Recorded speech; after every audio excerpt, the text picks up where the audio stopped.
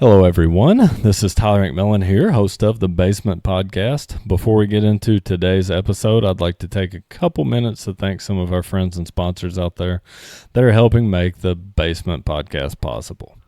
First up, we've got Roland Dough Pizza located in Tompkinsville, Kentucky. Roland Dough's got fresh dough, loaded toppings, and some of the best pizza around. To me, Roland Dough's one of those places that you go for the whole experience and not just a place that you go because you're hungry. Roland Dough's ran by a great family. They've got great food, and it's a great atmosphere. And next up, we'd like to give a big shout out to our friends down at the Eaton Table, one of our newer sponsors. The Eaton Table is located just outside of Gamel, Kentucky. If you're looking for a great home-style cooked meal, that's the place to go. The Eaton Table offers burgers, daily specials, steak dinners, breakfast foods. They've got the whole package. Personally, the Eaton Table's got some of my favorite breakfast food in the whole area. So if you're looking for a good breakfast in the morning with a good coffee, stop by the Eaton Table. Either way, if you're in the area, next time you're deciding where you want to eat, stop by Roland Dough Pizza or cruise on down to Gamel and stop by the Eaton Table. Make sure that when you do, you let them know that your friends down at the Basement Podcast sent you. So thank you guys. Now let's get into the episode. All right, welcome back, everybody, to the Basement Podcast. We've got a new episode for you. Today's guest marks a little bit of history on the episode.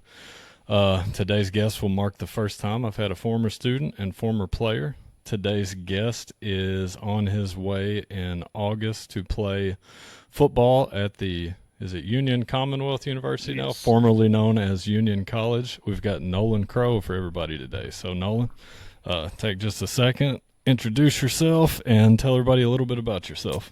Yeah, I'm Nolan Crowe. Grew up here in Monroe County. Played football. Loved it my whole life. Showed cattle. I don't do a whole lot besides football and that. That's pretty much all I do. Excited to take my experiences somewhere else and play some more football. And we're excited to I know I'm definitely excited to follow you as you go there. I followed you all through high school. You were actually on the first team that I coached. Was that your my seventh grade year? Coach Grissom was coach. That was your seventh grade year. So that was my first experience dipping my toes into the coaching world. So when do you report to camp? And before we get started, I do want to thank you for coming on the show. Appreciate having you. Appreciate you being here. Well, thank you. I appreciate the invite. Looking forward to the conversation. But like I was saying, when do you report for camp? August 1st. I got to be there before 3 p.m. August 1st through what days does that fall on? Saturday. Okay. Do you guys actually start? You got a schedule for that day or anything? I got to be there before 3. Either a team meal first or meeting, and then after that we go to the weight room and get all our stats, height, weight, and all that stuff. Yeah. And then you move in day and all that. I'm sure your parents are kind of probably be a bittersweet moment for them watching you move out. And me too, I guess a little bit. Yeah. So what was your thought process going into the season last year, going into your senior season? Well, at the beginning I thought, it's more than likely going to be my last season. So I was bought in, wanting to play quite a bit, and just excited. Was very happy with the team. Everybody was healthy leading into the season. Thought we looked great. Just happy to play, and had real good outlook on the season, thinking we had a good chance to go undefeated. But some things don't always roll that way. But I had my eyes set on, going pretty deep in the playoffs. Yeah. As do we all. You guys were an exciting group to watch, though. It was you guys have been an exciting group for the past 3 or 4 years. I know it's the first time the district title has been brought back to, was that your junior season? That was my junior year. First time the district title's been brought back to Monroe County in quite a while. That was exciting. After having you guys in middle school, I'm not, I love all my players. I'm not partial to any, but your group was one that I was excited to follow through high school. And you guys had some players that came back to the team after a couple of years off, and that made things more exciting. But for those out there that are young athletes aspiring to play at the collegiate level, maybe could you walk us through the recruiting process? What did that look like for you? Well, I didn't really think that anyone was looking at me, and then Coach Pettit had texted me or called me or something and was like, hey, a dude from Center College is coming and wants to meet with a few of the players, and if you're interested, he'd like to meet with you. So after school, or during school actually, I walked out to the facility behind the high school, and it was me and a few others in there.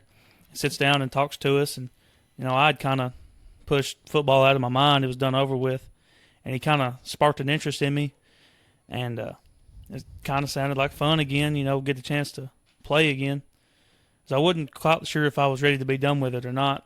Oh, yeah. So I kind of sat there and think about it, and I just wasn't really sold on it. And then about 2 weeks later, the coach from Union came around, Coach Cunningham, and he come through there and started talking to us, and I looked through, the pamphlet he gave us, and kind of saw the line of education I wanted to go into too. They had a spot there. So it just kind of all aligned, and I went on my first visit. Wasn't truly sold on the team because all I really got to do was just walk around and talk to a couple of coaches and just see the campus and everything. And I was like, I sat down and talked to Dad, and I was like, I don't know what the team's like. I understand what the campus is like. Yeah. And I've met the coaches, but I never really got to speak with them, really. They just kind of talked to the group. Yeah. So we kind of sat there and talked, and I said, if I can, I'd like to go up and watch a practice or something maybe and just feel more of what the team is like. If I'm going to dedicate all this time, I want to know what the culture's like. So I texted Coach Cunningham, the guy who recruited me. Well, actually, the first time we was there, everybody was taking pictures, that you can take and post. And I wasn't real big on that. I didn't really. So I took one and got out of there. I didn't dress up or bring nothing with me, no props, and I just got out. And I went and talked to him, and he told me that they was going to offer me a scholarship. So, and then me and Dad started having that conversation about the team. So I texted Coach Cunningham, asked if there was a chance that I could go and watch a practice. So me and Dad and my grandma drove up and watched a spring practice. And, man, it got my juices flowing again to play football. Watching everybody hustle and be a part of a team and be something bigger than themselves. And then at the end, they all come together and listen to the coach talk and all that good stuff. And he come up to me and already knew me by name, and it was just that helps. Yeah, that helps. it definitely made me more excited to go. Yeah, so that was really my click. This is what I want to do. So was it Union? Was Union the place for you from the rip, or were you looking at other schools? I'd always liked to go to Campbellsville. That's where my dad went, but that never really. No one ever came and talked to us. No one ever. I think I'd sent a couple questionnaires out through their thing and all that stuff there, but no one ever talked to me. But it'd been cool to go there. Yeah. And then, Lindsey Wilson, they had a great season just a few years ago, and it's kind of closer to home. So I was kind of hoping that one of those two would come around, but they never did say anything. And then, of course, Center was in there for a little bit. But once I kind of got to talking to Union and their coaches, it kind of made sense a little bit more. As you notice behind you, I got the little Union. That's some Union vintage Bulldogs. throwback. That's Union college days. Union was my first visit in high school, and I fell in love with it. And honestly, me and Jackson talked about this on his podcast episode. My intentions were to go to Union. Yeah. I fell in love with the campus. I loved the coaching staff. The thing that it was Lindsey Wilson popped in like at the very tail end of the recruiting, probably like pretty close to the deadline for signing, and the 40-minute drive to home was really what sealed it for me. But I look back and wonder, like, maybe I didn't play very long. I didn't stay on the team as long. Like, I didn't finish it out. I didn't stick it through. I hope you do that.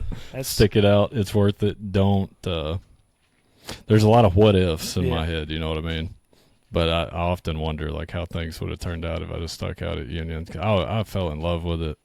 And they were at the time, I was going to Lindsey, and we were going to be their first. It was the inaugural season for Lindsey. It's like it technically wasn't their first football team. They had a football team back in like 1910 or something crazy. But it was 2010 was their first season in like 100 years or whatever.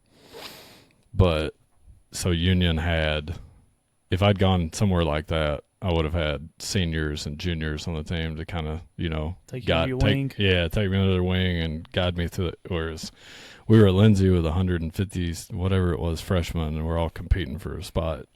And you're going to be competing with those guys for 4 years. But no, I mean, when I was at Union, I visited Union twice and loved it. Loved it. I'm assuming the campus is still, like, beautiful. Yeah. The coolest thing, campus is nice and all that, Mm-hmm. but when you sit on the field, it's a football field, and you look right up behind it. It's just mountains. Yeah. Nothing else, just yeah, mountains. So it's pretty cool just to sit there and watch. Because I went and watched the spring game too. Yeah. So it was fun. So did you visit, like, the school? Did you go to the cafeteria while you're there? Yeah, I did. Is the cafeteria still setting in a place where, like, you overlook the football? Yes. Okay, so everything's still like it was. Gosh, that was 16, 17 years ago. It doesn't feel like that. But, so you're saying Union was pretty much that was pretty much, so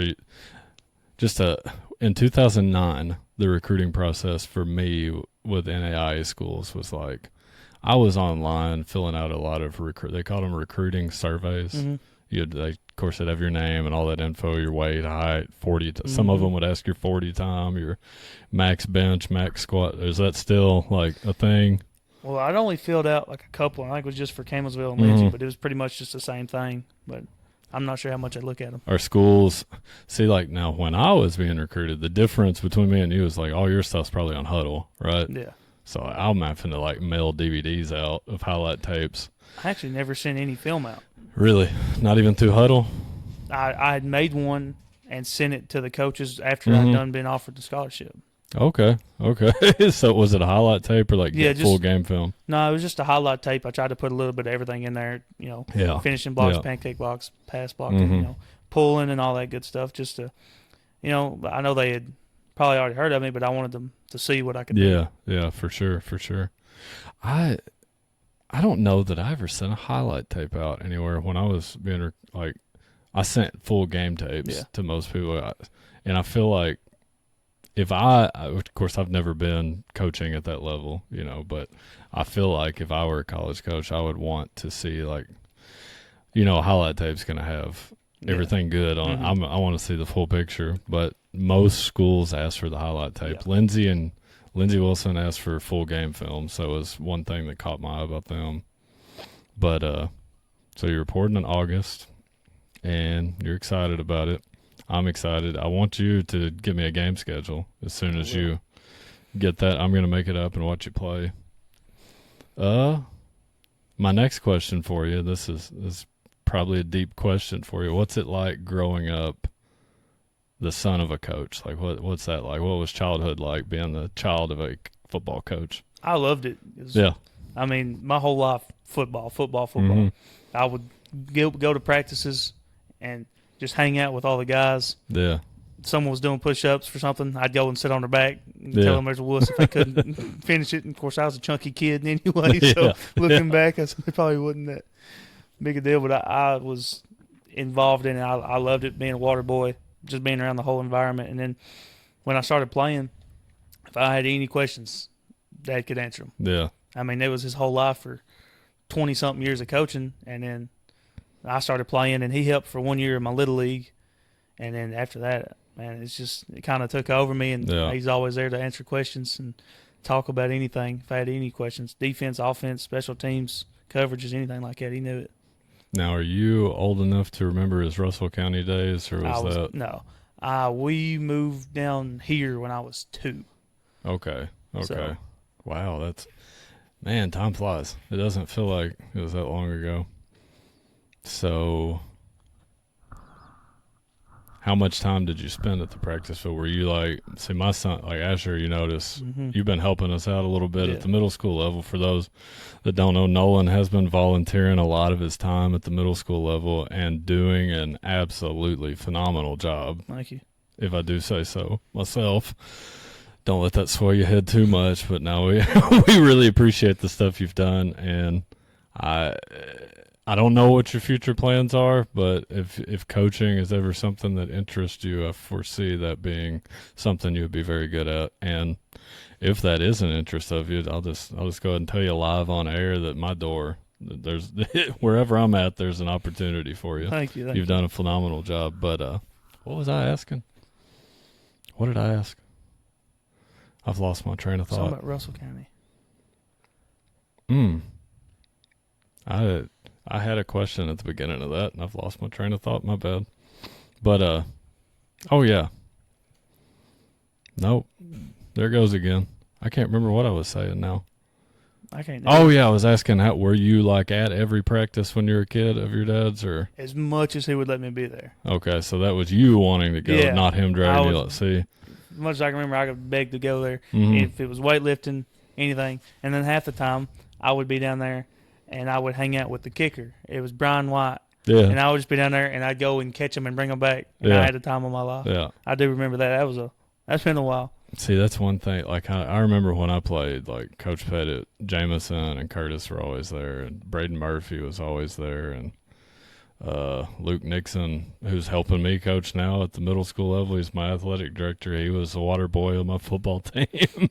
And now that I've got kids of my own, Asher wants to come to practice every day, and that was like, I remember wanting him to come. I wanted him to be one of those kids that was hanging around the team all the time, but I didn't want to force it on him. I was always worried, like, man, what if he's not interested in it? But he seems like obsessed with it. If you haven't noticed, Yeah, it's hard not to be. Man, he's got a helmet. Asher's got a helmet now, and he, like, wants to sleep with it. He, like, packs it, or he wears it everywhere. Like, I've got to tell him not to wear his football helmet in Walmart. We got him a pair of cleats the other day. Stared at the cleats all day. Like, I used to just eat up with football. Yeah, I remember my first pair of cleats. I loved them so much. My mom let me wear them to church. I went to church one Sunday. That's a love for it. Now, Asher, don't give him any ideas about wearing cleats to church. His mom will kill me because he would want to. He would want to. What's your earliest, like, significant memory involving football? Just being at practice with my dad, Mm-hmm. and then playing Madden. Mm-hmm. I didn't even know you could play online. Yeah. I would just get on there and do the challenges. Yeah. And just play against simulators and stuff, and just being from there, and then coming straight home and hopping on Madden or playing it on the iPad or something like that. You know, that probably really sparked my interest in football. I remember, you're not old enough, you probably don't even know what I'm talking about. You ever heard of Bartley's Video? Never. You know, like, you ever heard of Blockbuster? Yeah, I do know Blockbuster. When I was a kid, back in the 90s, there's a vape shop there now. You know where you turn on Woodhaven and you're coming, like, toward my house? Yeah. That vape shop that sits there that used to be called Bartley's Video and Tanning. You could go there and rent movies. And they had, like, a little room in the corner that had video games. So my dad would go there after I'd get out of school on Friday. It was like a ritual. Every Friday he'd pick me up, we'd stop at Bartley's. Him and my mom would rent like 2 or 3 movies for the weekend, and then I would get to rent a video game. Because it was like you rented 2 or 3 and then you got a video game for free. Yeah. So I'd get a video game for the weekend, and sometime around probably 3rd or 4th grade, I picked up college football and, like, fell in love with it. Now, I didn't know what I was doing, like, but I just loved it. And then you heard of NFL Blitz? I have. That game was crazy. I was obsessed with that game. I played it all the time. But something different with my generation, I think, and probably your dad would attest to this.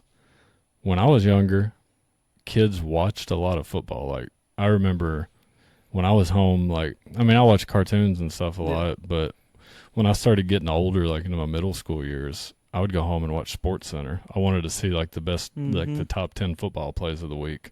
Like, have you noticed, like, a change in kids doing that now? Like, kids watching less football? Now, I always watched it, and I still love to watch it.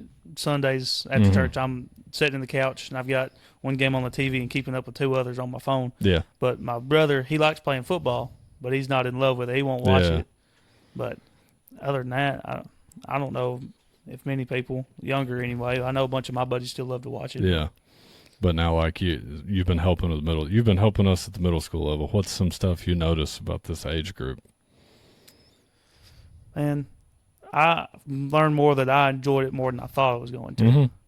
You know, it's nothing better when you start and then they're hating it. Yeah. And by the end, when they get it figured out, they love it. We started on the sled first day. Oh yeah, y'all were getting with it the other day. Couldn't move it. And I'm just just repetition every day. We do the same steps, and it's you're starting to see it all click and come together. And then I think it was last Friday or a couple of days before that, we got on there, and it started moving easy for them, and they get fired up. Oh yeah, and it's just fun to see it all work for them and come together and make it be fun again. Oh yeah, because they was hating it at the beginning, but then they come to it and it's moving easy and it gets everybody fired up, and it's just fun to see. And you've never got to see it from that perspective. Like you've always been on their end. I was on the other side. Man, this is horrible. It is something special. But so working with that age group, what do you think your big, what would you think the biggest challenge is between that 13, 14-year-old age group as a coach? Well, they're moldable, I guess. They're not set in their ways. They don't know what they think they know, I guess, is one thing. Mm-hmm. So they don't see me as, some teenager. Yeah. Like this guy, he kind of knows what he's doing. Yeah. And it's not, let's say, like I'm trying to be cocky thing, but, I've done it, and I think they're starting to realize it, especially how it's getting easier, that I know what I'm talking about. Yeah. And then, you get older and people think that they know it, and you come to a quick realization that they don't. Oh, yeah. Like, I thought I was hot stuff my freshman year coming in there, and I was like, no, I'm not. Yeah. Yeah. This is a little bit different here.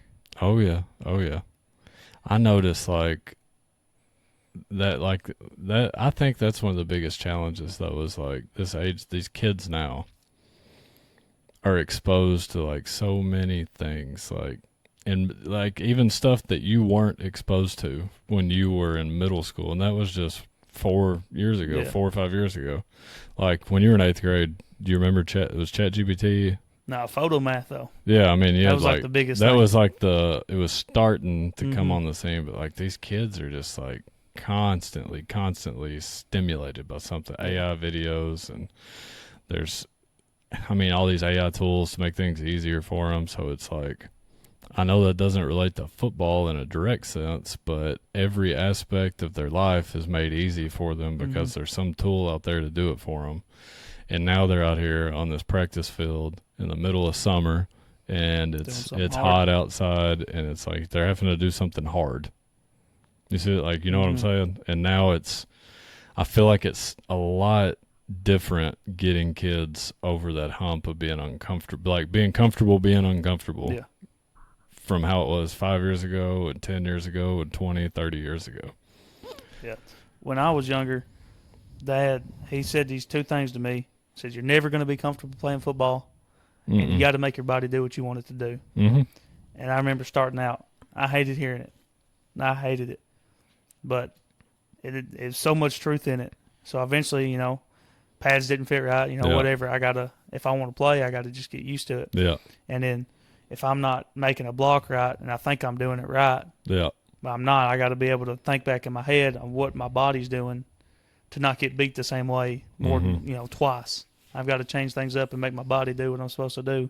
He burned that in me for forever, and I hated it until I really figured it out for myself, and there's a lot of truth in it. Oh, yeah. Oh, yeah. So now, as you get older, you're starting to see, you're probably starting to see a lot of those things your dad said that you probably didn't enjoy hearing when you were a kid. You're starting to appreciate a lot of them more now. And one thing you're going to know, if you plan on being with us the rest of this week, I'm assuming? Yeah. And then you move, where'd you say? Saturday, August 1st. This coming Saturday? Yeah. Man, it's coming up quick, so we'll have to give you some kind of going away party or something on Friday. Be all right. But we start passing out those pants. You're going to notice these kids are not going to be satisfied with how these pants fit. And they're just practice pants. Yeah. They are not. These are too small, Coach. These are too big. They don't fit right here. Whereas, man, when I played, and I'm sure probably more so even when you played, the coach would throw us a pair of pants. Just put them on. That's it. You just put them on. If I had gone up to Coach Michael Gill or John Pettit or Randy Knuckles or hey, Coach, my pants don't fit the way I want them to. Oh, man. I don't even want to know what that response would have been. A couple times, but they wouldn't get over my knees. Mm-hmm. Yeah, yeah. Well, there was a couple times when I had to, but other than that, but if they didn't fit right, Dad, he'd cut the elastic bands out of the knees and get a bigger belt for it or something like that just to, make it work. Oh yeah, for sure. And like, man, before you leave, I've got like my old Little League helmet set in the garage. Before you leave, take a look at that thing and look at what we were playing with in Little League. Like the old styrofoam, like inner parts of the helmet. It was crazy. And now I got kids complaining. Like we played Metcalfe County last year, and Metcalfe had F7 helmets. I'm not up to date with all the new helmets. Yeah. But that's all I heard for 2 weeks. Like, Metcalfe County's got an F7, so why don't we have? I'm like, be thankful you're playing. Yeah. But back on Union, like going into Union, and you can kick that cat off if he's bothered you. You throw him off to the side. That's our for everybody watching. We got a new basement mascot. We got Harlan's new cat, Jerry. I think he got the name backwards. But going into Union, like how familiar with like their scheme and philosophy are you? Like, do you know what you're walking into? Not at all. Really? I was just walking in blindly. And the position coach, he sent me like the call sheet for the slides and the run plays and all that stuff, but I don't have a full view of what the playbook looks like. Mm-hmm. Now, I know it's going to be a lot more up-tempo and probably most of it being called from the line and everything like that, which I think it'll be cool to be a part of, but mostly just walking into everything blind, don't know my roommate. Yeah. Don't know. Do you have a name or anything yet? I've got an idea because the kid, when I was there for freshman orientation, he was a football player, and we sitting out doing this thing on the computer, and I had done filled out my roommate agreement. It was like all these preferences. Yeah. Do you like this? Do you like that? And I said, do not prefer on any of them, just to see what would happen. Really? And he sits across from me. I can't remember his name, but I know he goes by Rocky. Yeah. And he's a running back. And he says, hey, you want to be my roommate? And I said, sure. And he put my name down. So okay. As far as I know, that's going to be my roommate. So maybe that'll work out. Who knows, man? You might find your next like lifetime best friend. Could be. And you'll notice this over the next few years. Like most of the best friends I've had in my entire life are guys that I met in college. They're not like now like guys I grew up with. I've still got my handful of friends that I grew up with and we're close. But now the friends you meet in college, like you're just going to have a different bond with those guys, especially playing sports with them. You guys are going to go through some stuff together and that's going to bring you together. That's what everybody's telling me. You get out there and you get you a bunch of friends. So it'll be nice and easy. I told him, it'd be pretty quick when you're sitting there hitting each other at 90-degree heat. Oh, yeah. Yeah. I'm sure you'll get into some conversations pretty quick. When you're going through it together, too. Mm-hmm. It's, I think the biggest thing, now, like, I know I didn't play long. I didn't play long at that level. But the biggest adjustment that I noticed when I got there to Lindsay was the tempo and the pace of the game. And the expectations, like the conditioning expectations it was wild. Did you get a summer workout? Yeah. Like, walk us through that. What'd your summer workout like entail? So, it's 4 days: Monday, Tuesday, Thursday, Friday, and it kind of lets you kind of pick and choose what you wanted to do on each day, but you had to get those 4 in. So usually I would do Monday bench, Tuesday squat, Thursday incline bench, and then Friday I would do power cleans. Yep. And then after that you get to your first thing, and then you have your secondary lift, which you could pick, something that goes along with it. If I was doing bench press, I would hit like bent over rows and hit back with that, and then I'd go through my auxiliaries, and then I would do core, and I would do some running. So it was 50-yard sprints, wind sprints, and then you had like a shuttle drill, 5-10-5, or stick and stabilize, or otherwise. And then it had a place where you could say other. So sometimes if weather wasn't great, I would just run on the treadmill, but every day it was just like that. And I've definitely gotten stronger. I can tell it. And my numbers are going up. Lindsay's was everything at Lindsay we did was like a pyramid set. Mm-hmm. If I remember, I've still got my binder from 2009. Yeah, ours was on a Google form, and we started out with like I don't know how many sets it was, but we'd start with like 8 to 10 reps, and then 2 weeks would go by and we'd go down. We'd go 6 to 8. And now we're on like 4. Yeah, that's pretty much exactly what we went through. Now, so yours on a Google form, coach has got access to that. Are you having to input your weights and everything on that? No, they didn't ask for weights or anything. It's just this is the workout, this percentage of your max, and all this stuff. They got you on a diet plan or anything? Mm-mm. Now, there is a dietitian and stuff on campus if we need it, but as of right now, no. Now, I know one thing. When I got to camp, the first thing coaches told us, So when we got to camp, and I'm assuming it's going to be the same for you, we were the only people on campus. Yes. So Like it's we us were in in the volleyball. We're in the cafeteria, and it's us and the coaches in the cafeteria. We weren't allowed to drink soda at all. Like it was water or juice or Gatorade, whatever, Powerade. I think it was Powerade. Lindsay, I think they had like a deal with Coca-Cola, so it was Powerade's the one owned by Coke, I think. So We were not allowed to drink soda. I don't think we were allowed to eat like sugary stuff, like snack cakes and stuff. Which I'm sure, like I had Cokes in my dorm room. Like, man, I'm not at the time, man. When I got to college at 18, 19, I was probably drinking 6, 7 Pepsis a day. I'm not big on Cokes, but I do like sweet tea. But other than that, it's either water or milk, so that won't be too bad. Yeah, it's that accountability is different. Like you're gonna notice the accountability from it's gonna be very different from what you're used to. You're on your own now. Do you know anyone at Union already? Not a soul. Not anybody. I know the coaches. I think it's gonna be a great experience for you. But I don't know how much you keep up with the podcast, if you've watched any episodes or not, and if you haven't, I'm not offended. I've watched clips, But one thing I do here, I do have like audience member, like people that watch the show will send in questions. A lot of them are buddies of mine. Most of them are guys I played football with. One of the questions I had sent in was, name the thing that you're looking the most forward to about college football, and then the thing that you're looking the least forward to about college football.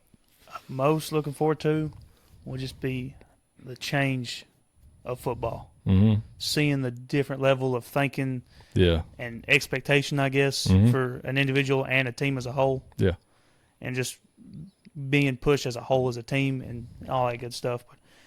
But the least, I would say, is just being away from home for that long. Yeah.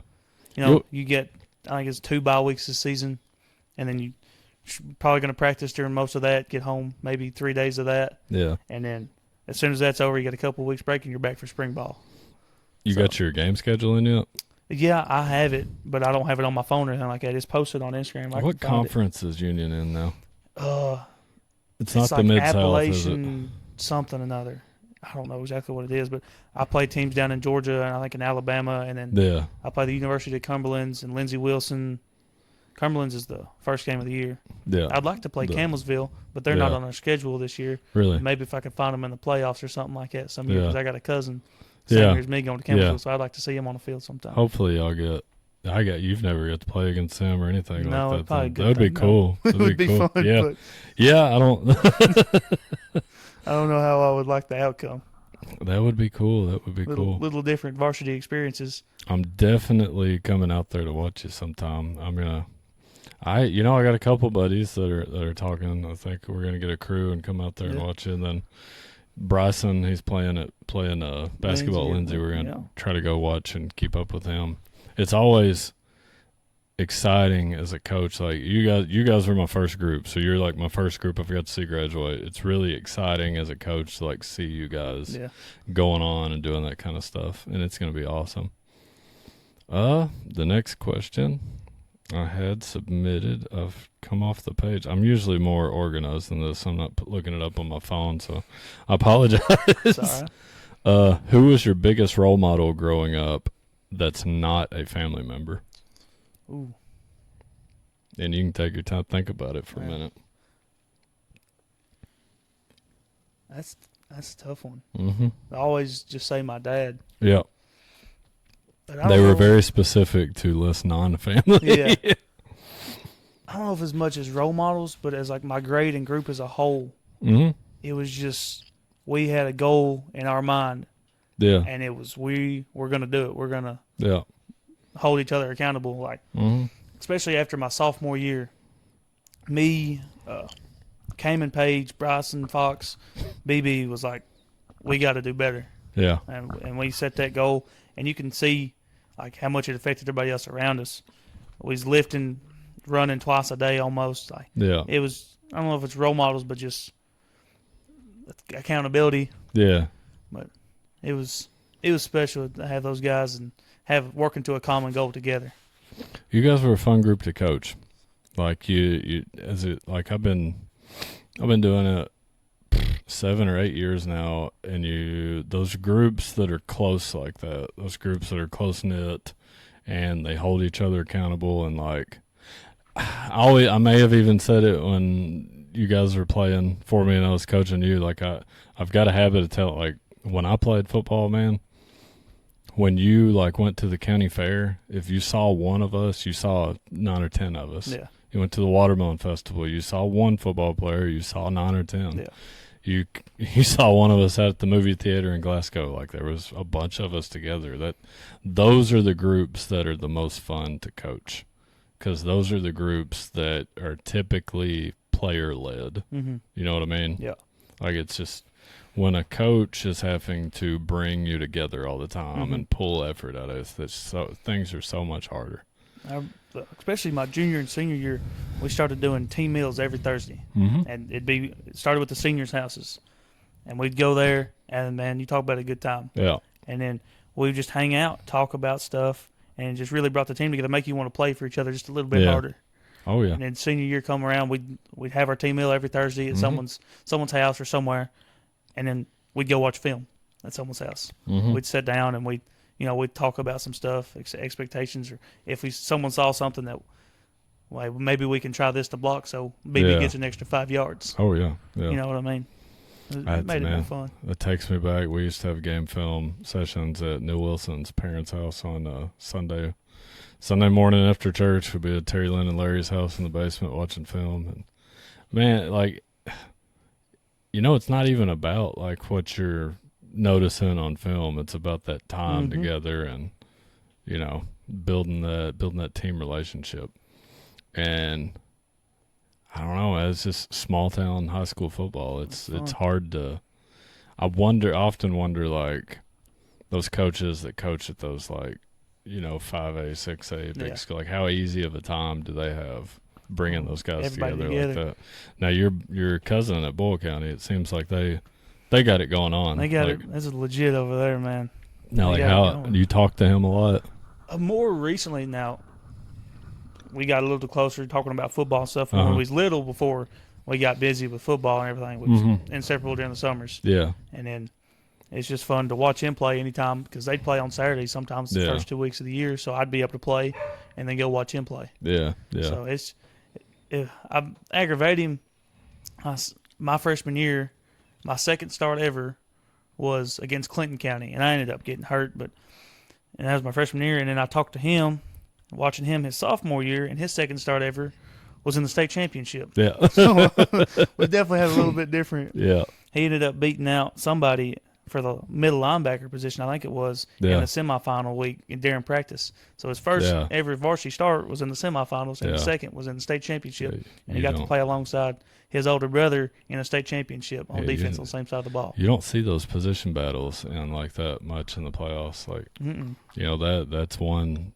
Especially like those smaller schools. I mean, smaller, like those are usually pretty locked down for the whole. You got that much depth. The depth is the issue. It's if you're in a 1, 2, or even a 3A school, and you're lucky to be 1 or 2 deep at every position. It's if you've got more than 1 or 2 deep at a position, like you're pretty fortunate at one of these schools. So. Which out of your high school experience, your freshman through senior year, which game sticks out the most to you? Oh man, there's a few, but I think the most fun was probably probably this year against Campbellsville. I know we lost. Yeah, but you talk about like a shootout. Yeah, it's funny how that works out. Though those are. I mean, we lost 48-42 against Campbellsville. But man. It was just we knew that it was going to be tough, and we was ready for it. Yeah, they weren't slouches. They weren't no slouches. No, so we'd score, and then sure enough, 5, 6 plays later they would score, and then as a group as a whole, as an O-line, and even the offense is like, let's go.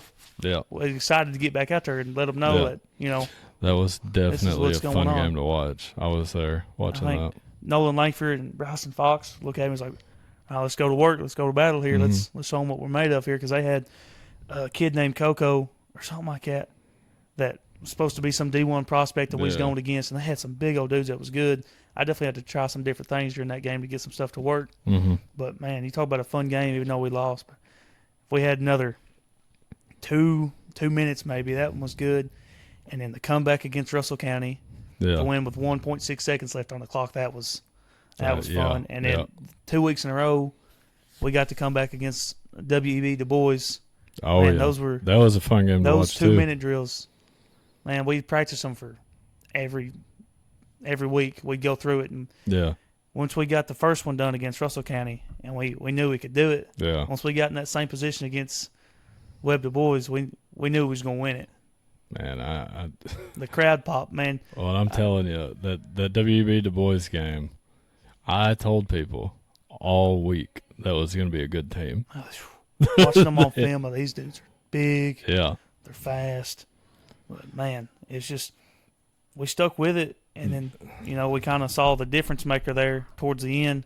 They saw us mounting a climb, and they kind of crumbled on us. But they had this dude that played defensive end.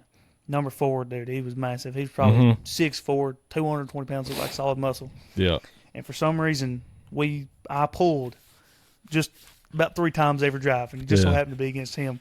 And those first few, I got him. The first one, I knocked him clean on his butt. And I was like, all right, let's get to rolling here. And then second one, we're getting ready. Hit him again, made a good block. And then about the 5th time, he kind of figured out, hey, this dude's coming more than likely. Yeah. Because we was getting, 7, 8 yards a pop on the play. So about that time, he'd come around and he's looking for me. And sure enough, about the time I'd get there, we'd both lower our heads and just crack and just see who was going to move. I never went backwards, and he stopped going backwards, and it started to hurt. Oh, yeah. I woke up sore, but we got on to our final last 2 drives there towards the end of the game. And I got to the sideline. I said, we've got to quit running this play to that side. Yeah. He's expecting me. Yeah. So, sure, they said, all right, Crow, we'll make sure of that. And we get in the huddle, and they call the same play, and me and Nolan Langford's like, no. We said, no, this dude, we're going to pull the other way. He's 10 times smaller. Yeah. I guarantee you it'll work better. So we get in the huddle, and we change the play as the offensive line. So, sure enough, we call it the other way. Goes for like 45 yards. Yeah. Gets us in the red zone, and we end up scoring. But it's just fun stuff like that. Oh, yeah. But I woke up the next morning with my neck hurting. Oh, It was just helmet to helmet. It just who wants to hit the other person. Man, anybody that plays football has had those games. Mine was Metcalf County my senior year. Metcalf County was not supposed to be very good. I think we probably overlooked them a lot that week. And next thing you know, we look up, it's halftime, and I think we were up 7-6, and we should have been up probably 56-6 based on, what. And there were some other things going on. There's some weather, and Metcalf had a good game plan. But now Kyle Holly shout out Kyle Holly if you're out there listening somewhere. I still remember that game. That Metcalf ran counter the whole game. Counter lead. Kyle Holly's leading up that C gap, and I'm meeting him every play, and it's like, man. About like 3/4 of the way through the game, we're looking at each other like, I'm sick of seeing you. Like, I'm tired of this. Yep. Oh, but it was a fun experience. The WEB Du Bois game was fun to watch. It was and I know they got overlooked by a lot of people from Monroe County, and I knew that was going to be a talented athletic team coming in. There was they dropped one in the end zone like right before halftime. That would have really changed the complexity of that game too. And then they come out of halftime. They had some bad penalties. It to the fullback, and he busted for 65 yards down the sideline, and it wasn't even close. They had touching him. They had some bad penalties that really hurt them. They had some very bad penalties. But you guys showed a lot of perseverance, fought through adversity. I mean, you had some adversity that game. We got in a huddle, and everybody's mad, but keep your mouth shut. Yeah. Keep your mouth shut. Oh, you had to. I mean, that was probably a chippy game. I don't know what you guys were experiencing on the field, but you could see a lot from where I was sitting. Pushing and shoving. Yeah, I had one dude. Those are the fun games to play in, though. Those are the games like I live for. Those chippy, like. I had one dude. We was in the red zone, and I hit him. And it was after the whistle. We kind of get the who's going to let go first kind of thing. Yeah. So I've got my hand on him. And he's grabbed my face mask, And he starts screaming at me, weight room, all this stuff. And he's a linebacker. You know, he's not that big, but he's just sitting there holding on. Yeah. He just starts screaming, cussing me, and I just keep my mouth shut. Yeah. And then sure enough, here comes the ref, throws that flag. And I just look at him, I go, just start clapping at him. And we ended up scoring the next play, and I ran the same play, and I clobbered him in the next play. Yeah, yeah. And in Russell County, they had a center who also played middle linebacker, and he was running that mouth the whole game. Not cuss or nothing, but when they was up on us, they don't want to be here. Yeah. Oh, I've watched film. I know what's coming.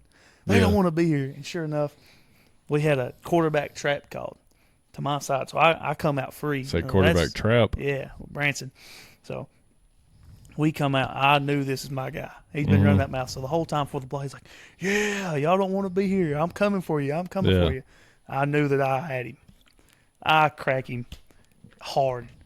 And I stand over, I'm laying on top of him. I said, I don't want to be here all night. Yeah. Sure enough, Branson cracks it for 60 yards touchdown. Oh, yeah. And, man, you talk about getting fired up. I looked to the sideline, got fired up. Everybody got juiced up. I remember that play a lot. Man, they didn't bring WB Du Bois didn't have 10 people in the crowd, no. But those 10 people were loud. They had that what was that? They had like some kind of train horn or like a drill battery and a train horn or something. Yeah, it was like it looked like a little generator. Yeah, and that thing was loud.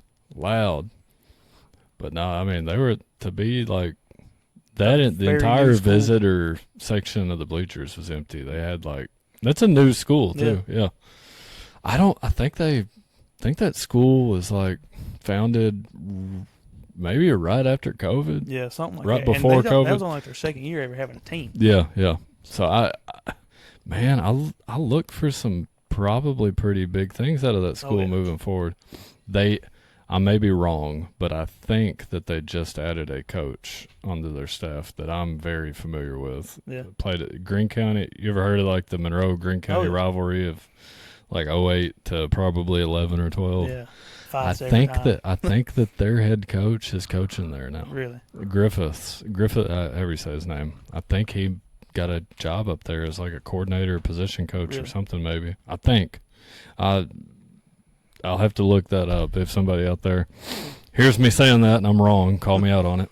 But, man, old Jerry's going crazy. I feel like our best rivalries were Barron County and Glasgow. Yeah.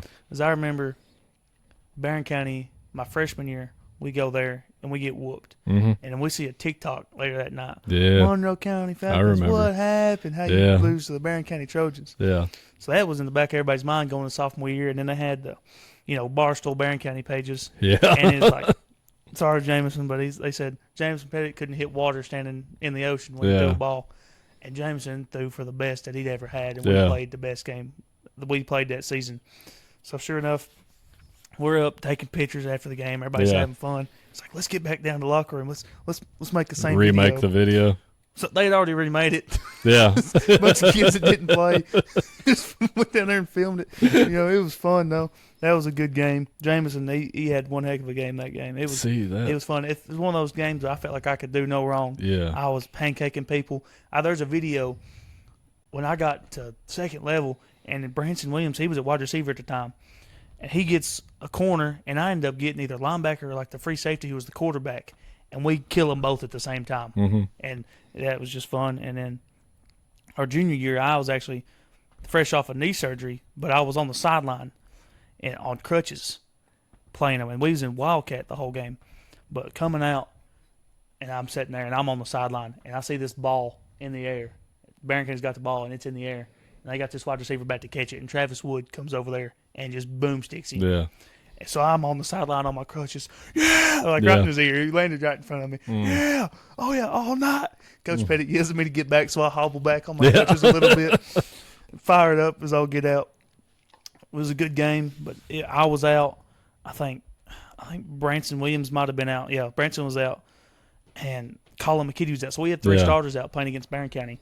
And come down to a last-second play to throw it to the end zone. And we lost it. And then coming back. Was that the year that was the year we had a stretch where we had to run like Wildcat? Yeah, like and basically, Dozier. Yeah. Like my first I'll tell you what, man. Second game back. Whoever I get, Coach Pettit, whoever was responsible for that, there was a good game plan that little stretch of games too, especially with as short manned as we were. Mm-hmm. Keep it out of their hands. Yeah, let's just keep the ball rolling. Because I remember my second game back was against Clinton County that year, and we should have beat them a whole lot more than what we did. But we let them stay in the game. It was a really good game. They had a few deep balls that just killed us, touchdowns. And we couldn't get nothing going. And we'd been practicing this dozer set. We had a D lineman in the backfield, and it was just we either lining up to the right or lining up to the left, and we're going downhill. Yeah. And we got in that, and we ran that the whole second half of the game. Yeah. That's being my second game back. I'm not in shape. Oh yeah. So I'm worried about getting hurt again in the back of my mind. But that was a good game. And now you had some games where you had to were you doing the cattle shows and driving back, or was that just your dad driving back to watch? No, it was either the first week or the second week of the year, all throughout high school, I would go up to State Fair on Tuesday or Wednesday, drive down for practice on Wednesday, go back up either that night, show on Thursday, come back home for practice, spend the night on home on Thursday, play the game on Friday, and then drive back up to the State Fair on Saturday. Yeah. For 4 years. Now, middle school, I was able to just stay up there and come home and play. Yeah. But you talk about some long nights. Now, what were those weeks like? What's up? Rough. Yeah, I bet. There was one year, Joe Braxton Baker, my freshman year. It was the first time I'd done it. We would drive up together. We got up there one night at 1 o'clock in the morning, the first night there. And we get that done, sure enough. We get there, wake back up at 5 to get the cattle in the barn and get everything ready. Show, leave, come back up, and then we left because he had to show on Saturday morning. So we left. I left the game from his house, took a shower, and drove up there, Louisville, middle of the night, and pulled an all-nighter in the barn. Oh, gosh. And went and showed, and I found a vending machine that had Bang energy drinks. Yeah. So I had about 4 that day. Ooh. Just trying to stay awake to help everybody else, because I actually for the kids at home, we don't recommend that. Yeah, no, it was not good, but just to stay awake to help, because I actually didn't get to show in the open show at all, because it was always on Fridays. So I'm locked in on the game by Friday. I'm not even thinking about showing cattle. But my dad, he always took care of that, and then would come home that night to see the games. But it was always rough. I enjoy showing cattle, but I'm glad that week I don't have to go through that much anymore, because that was always rough. Long night drives at 11:30 on I-65, nothing but you and truckers for an hour and 30 minutes. That is a haul. I've made that drive a bunch throughout my life. It's not. Too. I mean, and I didn't have to play a football game at the end of that drive and then head back. Yeah. It's not fun, but. So now, how involved with the cattle? I know your dad's real involved with it, and he's always talking about the farm. Yeah. And so how involved with that are you? I mean, not as much as I have been, that's for sure. Mm-hmm. But anytime that he needs me to break one, I'm down there. If he needs my help, I'm down there. I went to a cattle show at Temple Hill a couple weeks ago and did all right, but definitely slowed down a lot. Yeah. 3rd grade is when I started, and I just had one, and I was nervous as a cat. And then by the next year, I showed 4 on my own. Now, what's the chances I get Brad Talkton coming on the podcast? Probably 0. I didn't think so. Probably 0. Man, I would love to have him on here, though. Just listen to the stories. He's got some stories. Oh, I know. But, your dad is, I would consider him my biggest teaching/coaching mentor. I started in 2016 teaching at the middle school. I wasn't coaching at the time. I was right next to his room, and I didn't really. I'd spent a little time in the education program at Lindsay, but I dropped out of the teaching program and switched over to psychology and kept my English major and whatnot. So when I'd worked in mental health for 3 years at the time that I took that teaching job. So I didn't really, to put it point blank, I didn't really know what I was doing when I came in there. All I knew was before they hired me, they had me come in and observe. They had a long-term substitute that was there. So I observed like probably 3 or 4 days, and I would walk past your dad's classroom every day, and I would see the kids in that room and how they were acting, and I'm like, that's what I want the kids in my room to act like. I would hear stories about Yeah. my dad. Oh yeah, He's yeah. like, he was mean. Oh And yeah, I'm like, if he was being too loud, there was a filing cabinet right Yeah. next to his desk. And he would just punch it to get everybody's attention. yeah. I think he's mellowed out quite a bit, Little bit. over the years. We was at the house the other day, and my sister, she's in band, so she's talking to kids that's done had him in class and all this Yeah. stuff, and they're all like, "Yeah, I love Mr. Crowe." Yeah. And I look at him and I said, "You've lost your mojo, man. You're not scary anymore. You're lovable now." And he's like, "Oh man." It's the dimples. That's what it is. Yeah. Yeah. But he enjoys the new ag stuff because Yeah. the last few years I would sign out of school and go get the trailer and I'd bring cows up Yeah. for him yeah. to work on out there. Oh, the kids love that too. Those kids talk when he does that. Those kids talk about that like all week. It's cool because it's something I've done my whole life and you just get so used to it. Yeah, I'm gonna put a halter on this Yeah. 1,500-pound animal and walk it Yeah. like it's a dog. Yeah. And they see me holding this animal and it's acting Yeah. perfectly fine. And I'm Yeah. like, man, that's crazy. Like at Yeah. State Fair, you see these kids that's never seen a cow before, Oh yeah. and just come around like, oh my goodness, this Yeah. is insane. See, It's definitely I grew up with cattle. We didn't have. What do you guys are like? I know it's shorthorn. yeah, shorthorn. So Is that like? yeah, it's a beef breed, purebred beef breed. Okay. We have some shorthorn plus, We which is had- mixed in with Simmental and Angus too. We had Jersey, Mhm. and I mean I don't know much about them. I knew what I had to do on the farm. Yeah. That's all I knew. I had to feed at this time. I had to wake up before school and go get eggs. So that like we had chickens. Yeah. We had turkeys. Mm-hmm. My grandparents weren't making like. My grandparents it was my grandparents on the farm. I lived on the farm with my dad. Like we lived on the land, so I had chores. Yeah. And they weren't like the farm wasn't like their source of income. It was like just something they liked to fool with. Yeah. So they would do crazy stuff. Like we had geese that would walk around the farm just Yard, freely. yard ornaments. Yeah, we had geese, we had ducks. We used to catch the ducks, and I've got a duck feather pillow that my grandma made that Yeah. I still like. If I go to a hotel, I have to take it with me. Really? I can't sleep on anything else. We had turkeys. I think we ate the turkeys. Man, that's We what they're had there for. There were some chickens that my grandma bought from like the Mennonites that she got really obsessed with. I don't remember what they're called. She used to call them Banies, but that's not what they were. She just called them that. Yeah, I don't know why, but they were white and like fluffy.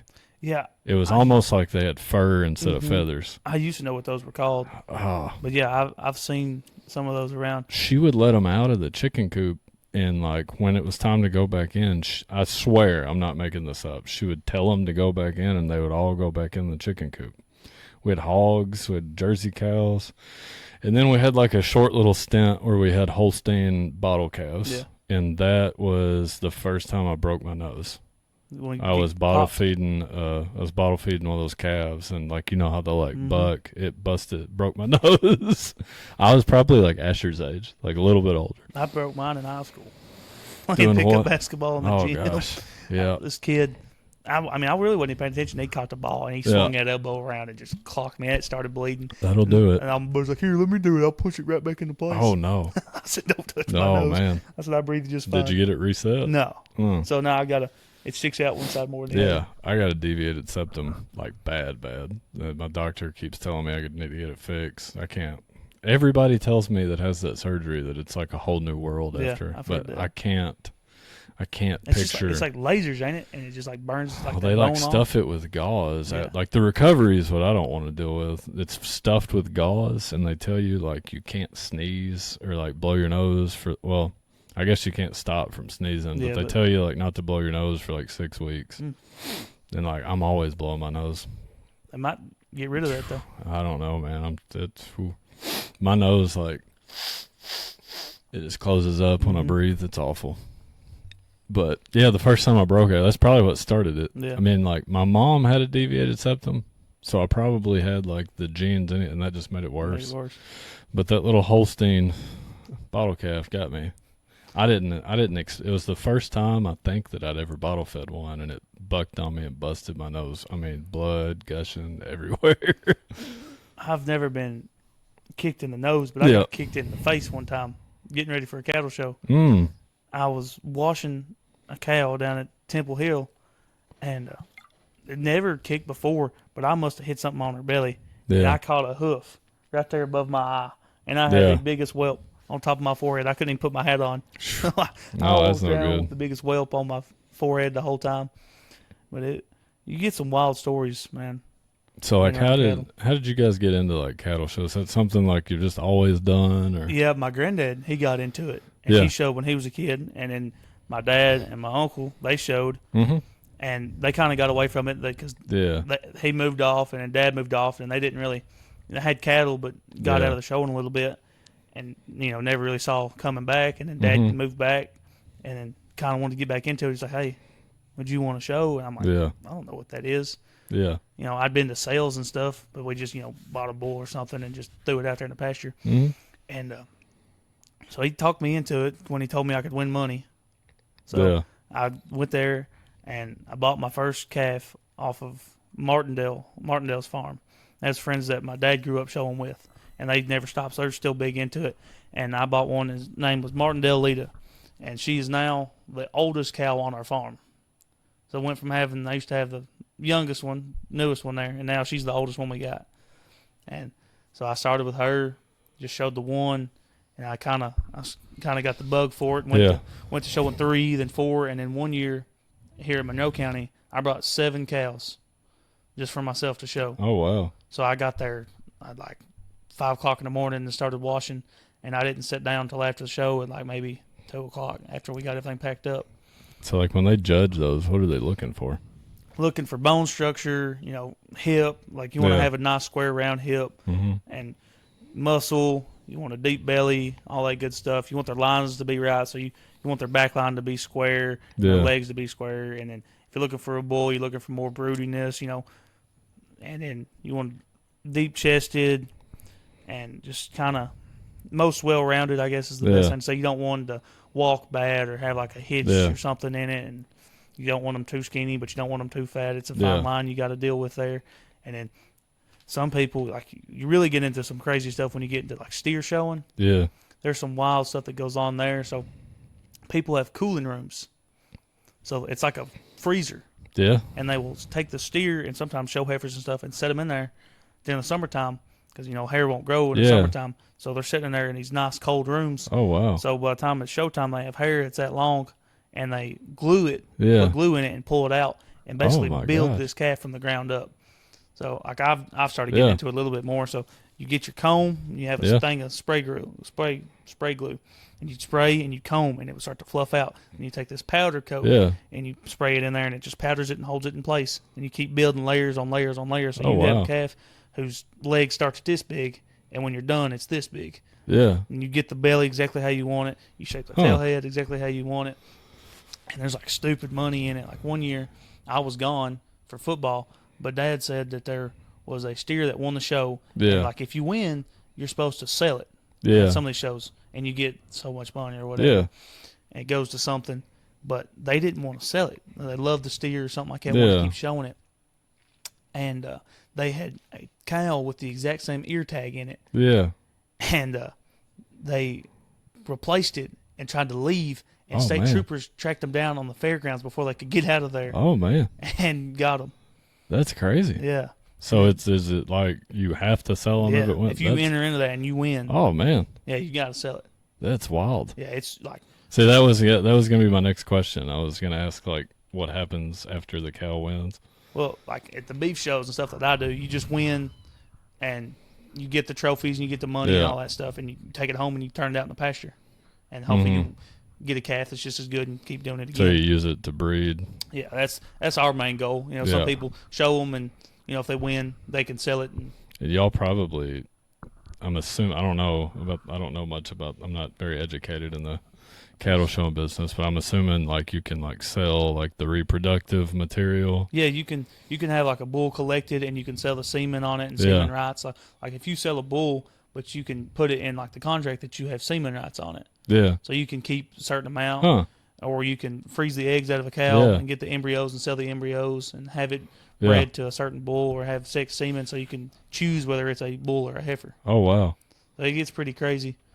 That's nuts. It gets pretty wild. So like if you show a cow and it gets like second place or whatever, like what happens to that cow?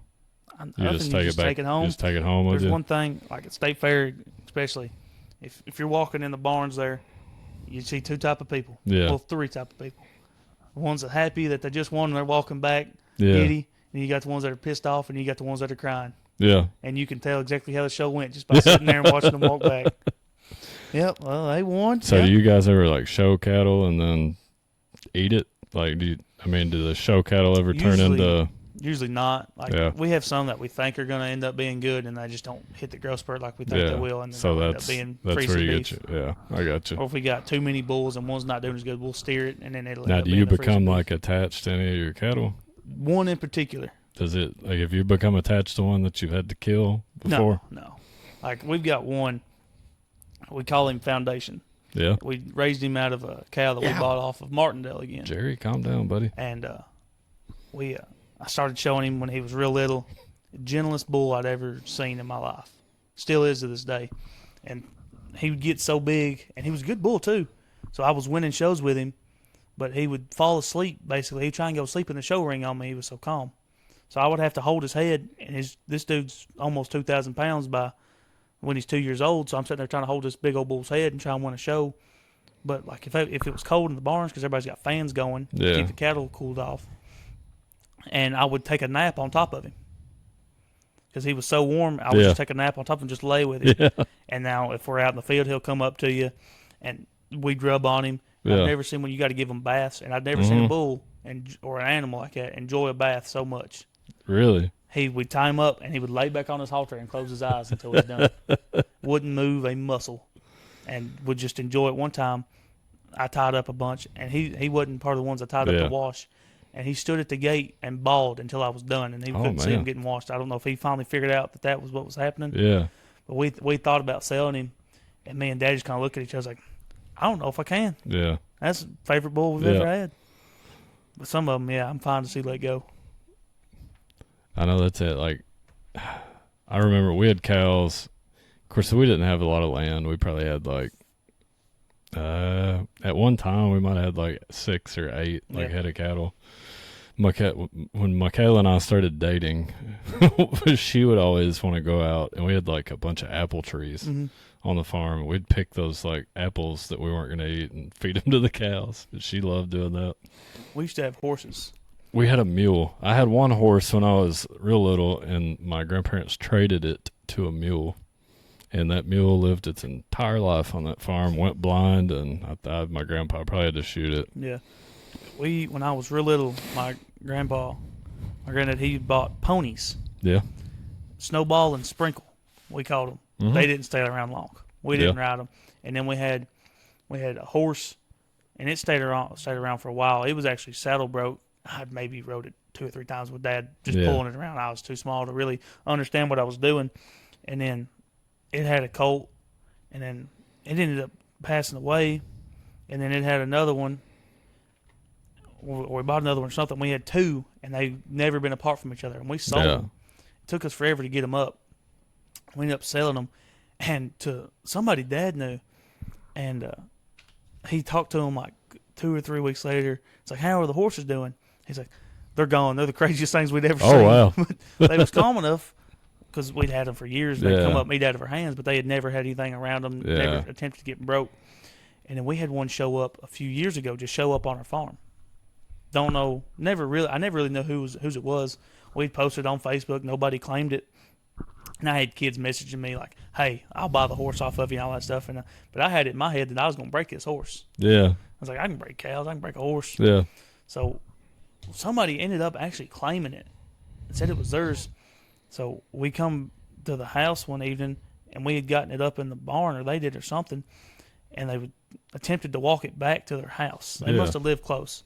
Mm-hmm. And I don't know if he got spooked and ended up running back, and they got it. And we got to the house after school one day, and it was crap, I can't remember the name of it. Like stable tied or whatever it's called. Its 2 front feet were tied together. Yep. To where it couldn't go fast. And me and Dad it was tied with his head tied up and his feet hobbled together. That's the word I'm going to hobbled together. So me and Dad untied it and we put it in the stall. And I had said in my mind, I'm going to break this sucker. And I had just gotten a lasso from my Uncle Bill that lives up the road from me. So I start, trying to pet on this horse. And he got okay with me being in there. And I threw a lasso over its head and would tie it up. Mm-hmm. And then would start brushing on it and everything, and got it used to me. And I put a halter on it, and got it to where it would lead. But man, it was a rough thing there. Cause a cow, you can just pull on it, and eventually it'll just give in. Yeah. They're like, hey, this is stronger than me. That they think. They don't understand it. The horses is a whole different thing. I had to figure that out. It's like a bond. They have to trust you. Oh yeah. Not just like submit and realize that they're not going to win. Because they're going to win. They sit back on that halter, and there's nothing you can do.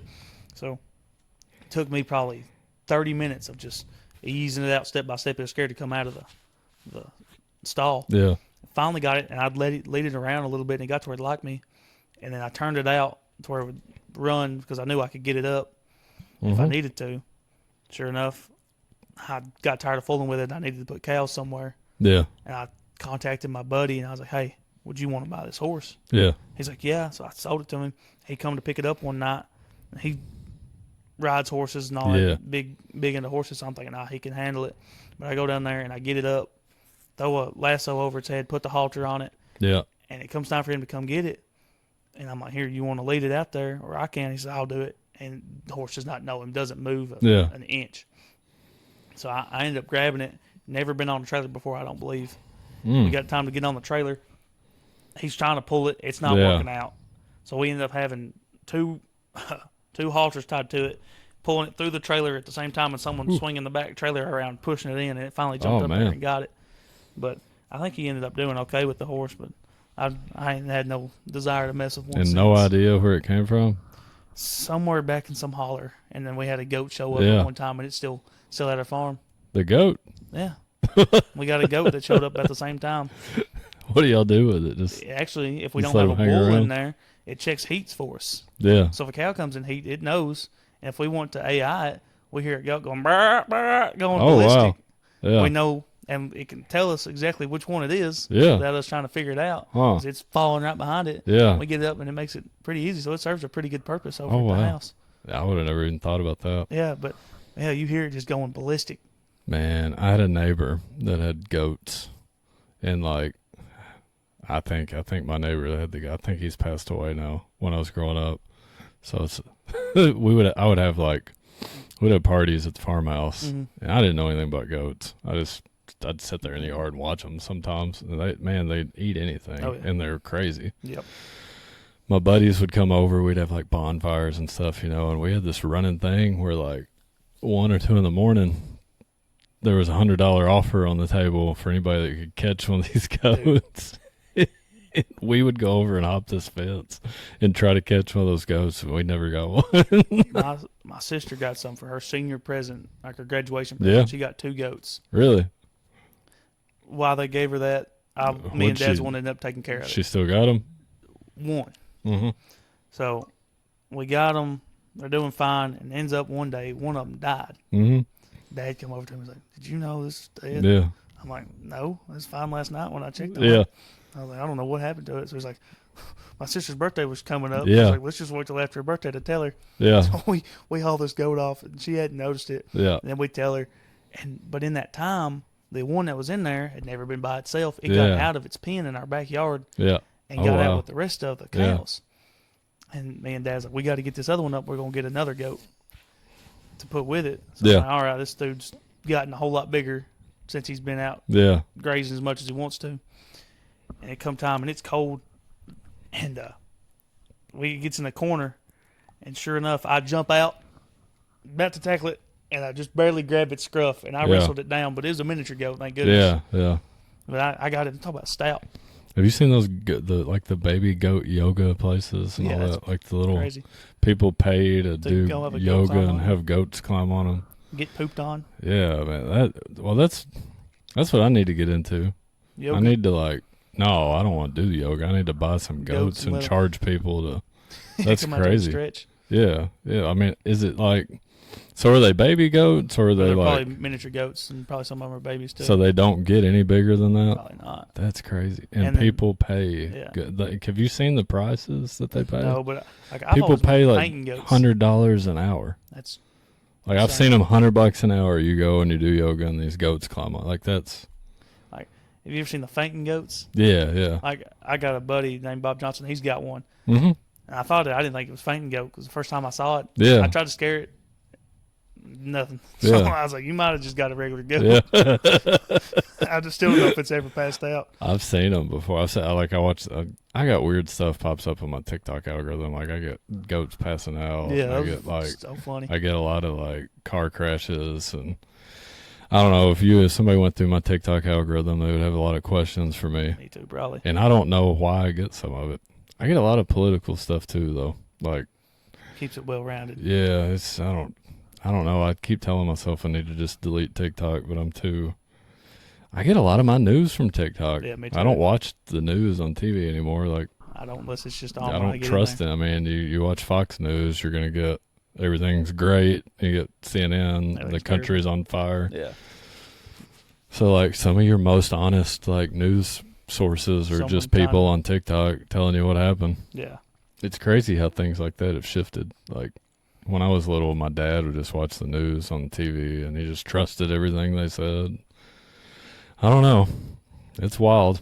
I did have one more audience submitted question. If I can get it pulled up again. It was, what is your college major going to be and why is it your major? You and I have talked about this a little bit already. I'm going to major in biology. Yep. So I'm going to go through there and get my biology and my gen ed and do all that, and then transfer to Lincoln Memorial into their vet school, hopefully, and come back home and be a vet and do all that stuff, do something that I enjoy for the rest of my life, and make sure, that's always the plan anyway. Now, like do you have like do you intend on like specializing in some sort of veterinarian service? I mean, I would like to mainly do big large animals, so like horses, sheep, cows, pigs, and all that stuff. But there's a lot of money in the small animals. Yeah. Like the dogs and cats. People. Oh yeah. Well, we just took in a stray cat. I was telling you before we come down there, and it had like these bots. And if you'd asked me about this a month ago, I wouldn't have known what it meant.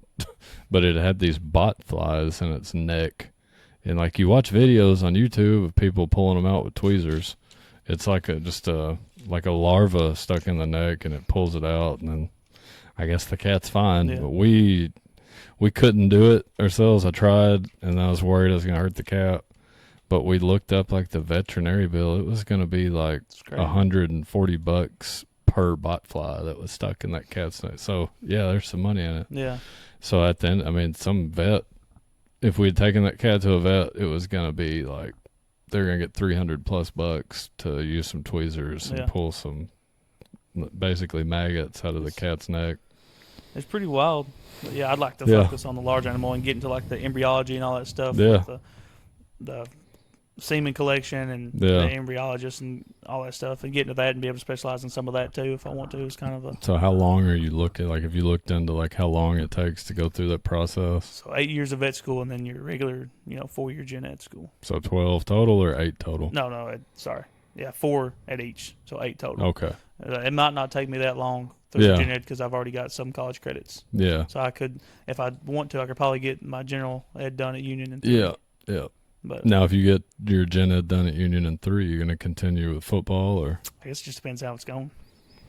Yeah, I mean, it'd be tough if you're going into your senior year and you're looking at a possible conference title or something. It'd be tough to walk away from. Yeah, it would. I don't think I could do it. It'd be nice to get one of the big conference championship rings and make the playoffs, make a deep run. Yeah. But if it's not looking too great, if I'm just not having as much fun with it. How have you kept up with Union the past few years? Like how they've been doing? I'll be honest, I had never heard of them until they come and talk to me. Seriously? Yeah. Did you? I gave your dad. When I went to Union in 2009, I picked up a Union program. I think he's got it. Did you look through it at all? I don't know if I have or not. I don't think so. They had some guys on the team that I played against. Like I think Colton Phelps from Berrien County went and played quarterback there for a little bit maybe. And, like, of course, Jackson, he went and played baseball at Union. And I'm sure had Jackson wanted to pursue a football scholarship, he could have probably played football there too. Union, had I known, which I know there's no way he would have known a year before. He was a year behind me in school. Had I known he was headed to Union, I would have went. Yeah. Part of it was like I didn't know anybody. And that's a big thing for me too. I would have loved if some of my buddies went. Yeah. You just kind of carry it over. Well, maybe you can recruit some of your underclassmen teammates, get them up your way. I don't know about that. The only one I know that might want to play, everybody else just wants to go work. But Nolan Langford, but he's looking good. 6'8", He's looking good. He don't need to be. He needs to go look for some D1 stuff if he can. He got blessed with the height. Hey man, also I mean, there's NAI. I know several NAI teams that send guys to the NFL Combine every year too. It'd be fun to play with him again. But I know if I was his size, I would be kind of set on something. I feel like NAI gets short sold a lot though. People look.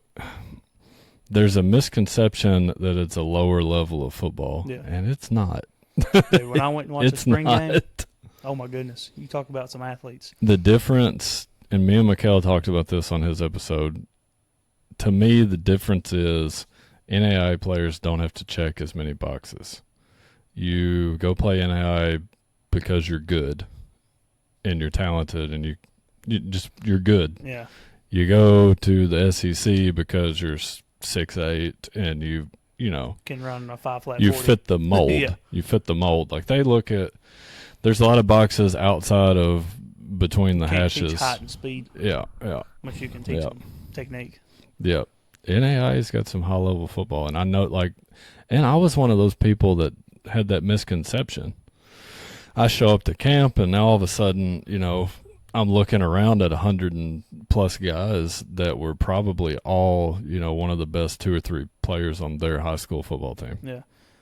I went to the spring game not knowing what to expect, but, I kind of get fired up watching these kids play. I'm like, man, this is some – cause I went to the first practice, and they had a dude looking like DK Metcalf out there. Yeah. I mean, humongous, jacked, abs, crazy. Mm-hmm. And then I see a dude on the 2-yard line take off and jump and do a front flip and land in the end zone. And I'm like, golly. And then last play before halftime, they throw it up, and this wide receiver goes up over 2 people and catches it one-handed in the corner of the end zone. I'm like, that's just crazy. Oh, man.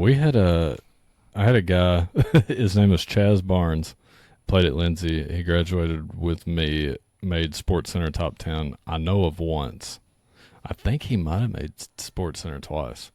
He had a one-handed corner of the end zone catch, 1 foot in, as the clock expired to win the game, and it made the top play on Sports Center top 10. And he played some pro football over in Germany, and he might have played in Canada. He tried for a long time to get to the NFL. He got invited to the Combine, I think, but it just never worked out for him. We had several guys from Lindsay go play overseas though. Yeah. It's people don't need to look down on NAI. There's some talent out there. It was kind of crazy to watch. It was a shell shock when I showed up. I talked to Dad after watching the spring game. It's like, yeah, there's athletes here, but I think I'm, right where I can compete. I've got to learn the system and get in there, and it's probably going to take a while to get to the same level. Mm-hmm. But it's right in there where I think I fit the mold of what I need to be. Well, I'll tell you what, you get to Union, you get to college, it's just all about who's the best. Yeah. That's all you got to worry about, is being the best at your position. Yeah. So I'm confident that you'll put in the work and smart enough. You know what you're looking at playing? Whatever they need me at. So you don't know guard, tackle. It'll be offensive line. No, if I need to snap and play center, I will. If I need, I know I can line up. Do you have a preference?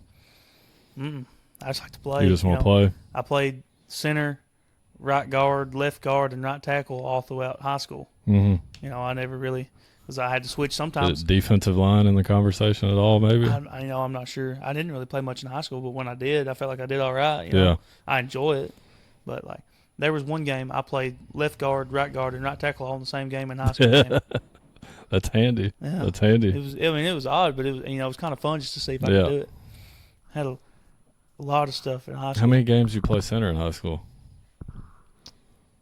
I think just a few snaps if someone went down. I was always the backup center. Like my freshman year, I was backup center. So that was the worst part about it, was going up for warm-ups. Yeah. 30 minutes before I'm used to it, Yeah. to snap 100 times when I'm probably not going to get in the game to snap. But, you know, it was always fun. And, like, Now, refresh my memory. What did you play in middle school? I played tackle. Tackle. Did you play defense too in middle school? Yeah, I played D-tackle too. I remember, that was a fun year. It was a really fun year. We almost put Bowling Green down. What did we got? What did we finish? 9-1. Yeah, just lost to them. And I didn't even play that Bowling Green. Barely I wish lost I to could Bowling have. Green. I know it's middle school football. That was back in the COVID. Like, you test positive, you got quarantined. Yeah, like I was quarantined. We didn't even know if we were going to get to play. Yeah, so I was quarantined, and then since you were quarantined, you had to have so many days of practice before you could play the next game. And our next game was the district championship against Glasgow.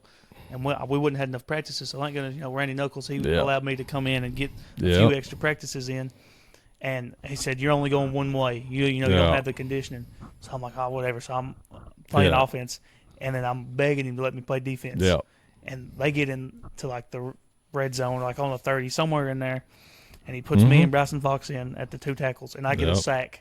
I remember. And then you talk about fun. Wasn't there some kind of deal with Bryson one game that year for some chicken nuggets or something?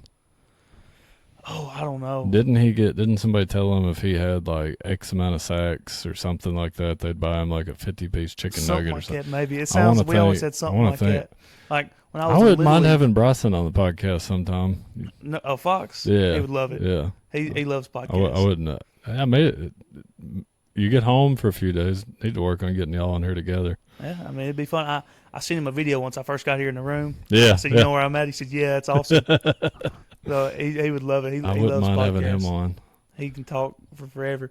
But me and him growing up, like, that was always the battle in practice. Like, we knew first day pads, this is what's happening. Yeah. And we knew it was going to happen. Someone's going to win, someone's going to lose. But it's going to be a good battle. And especially this year, we got in there, went against each other, kind of stalemated a little bit, but it was good.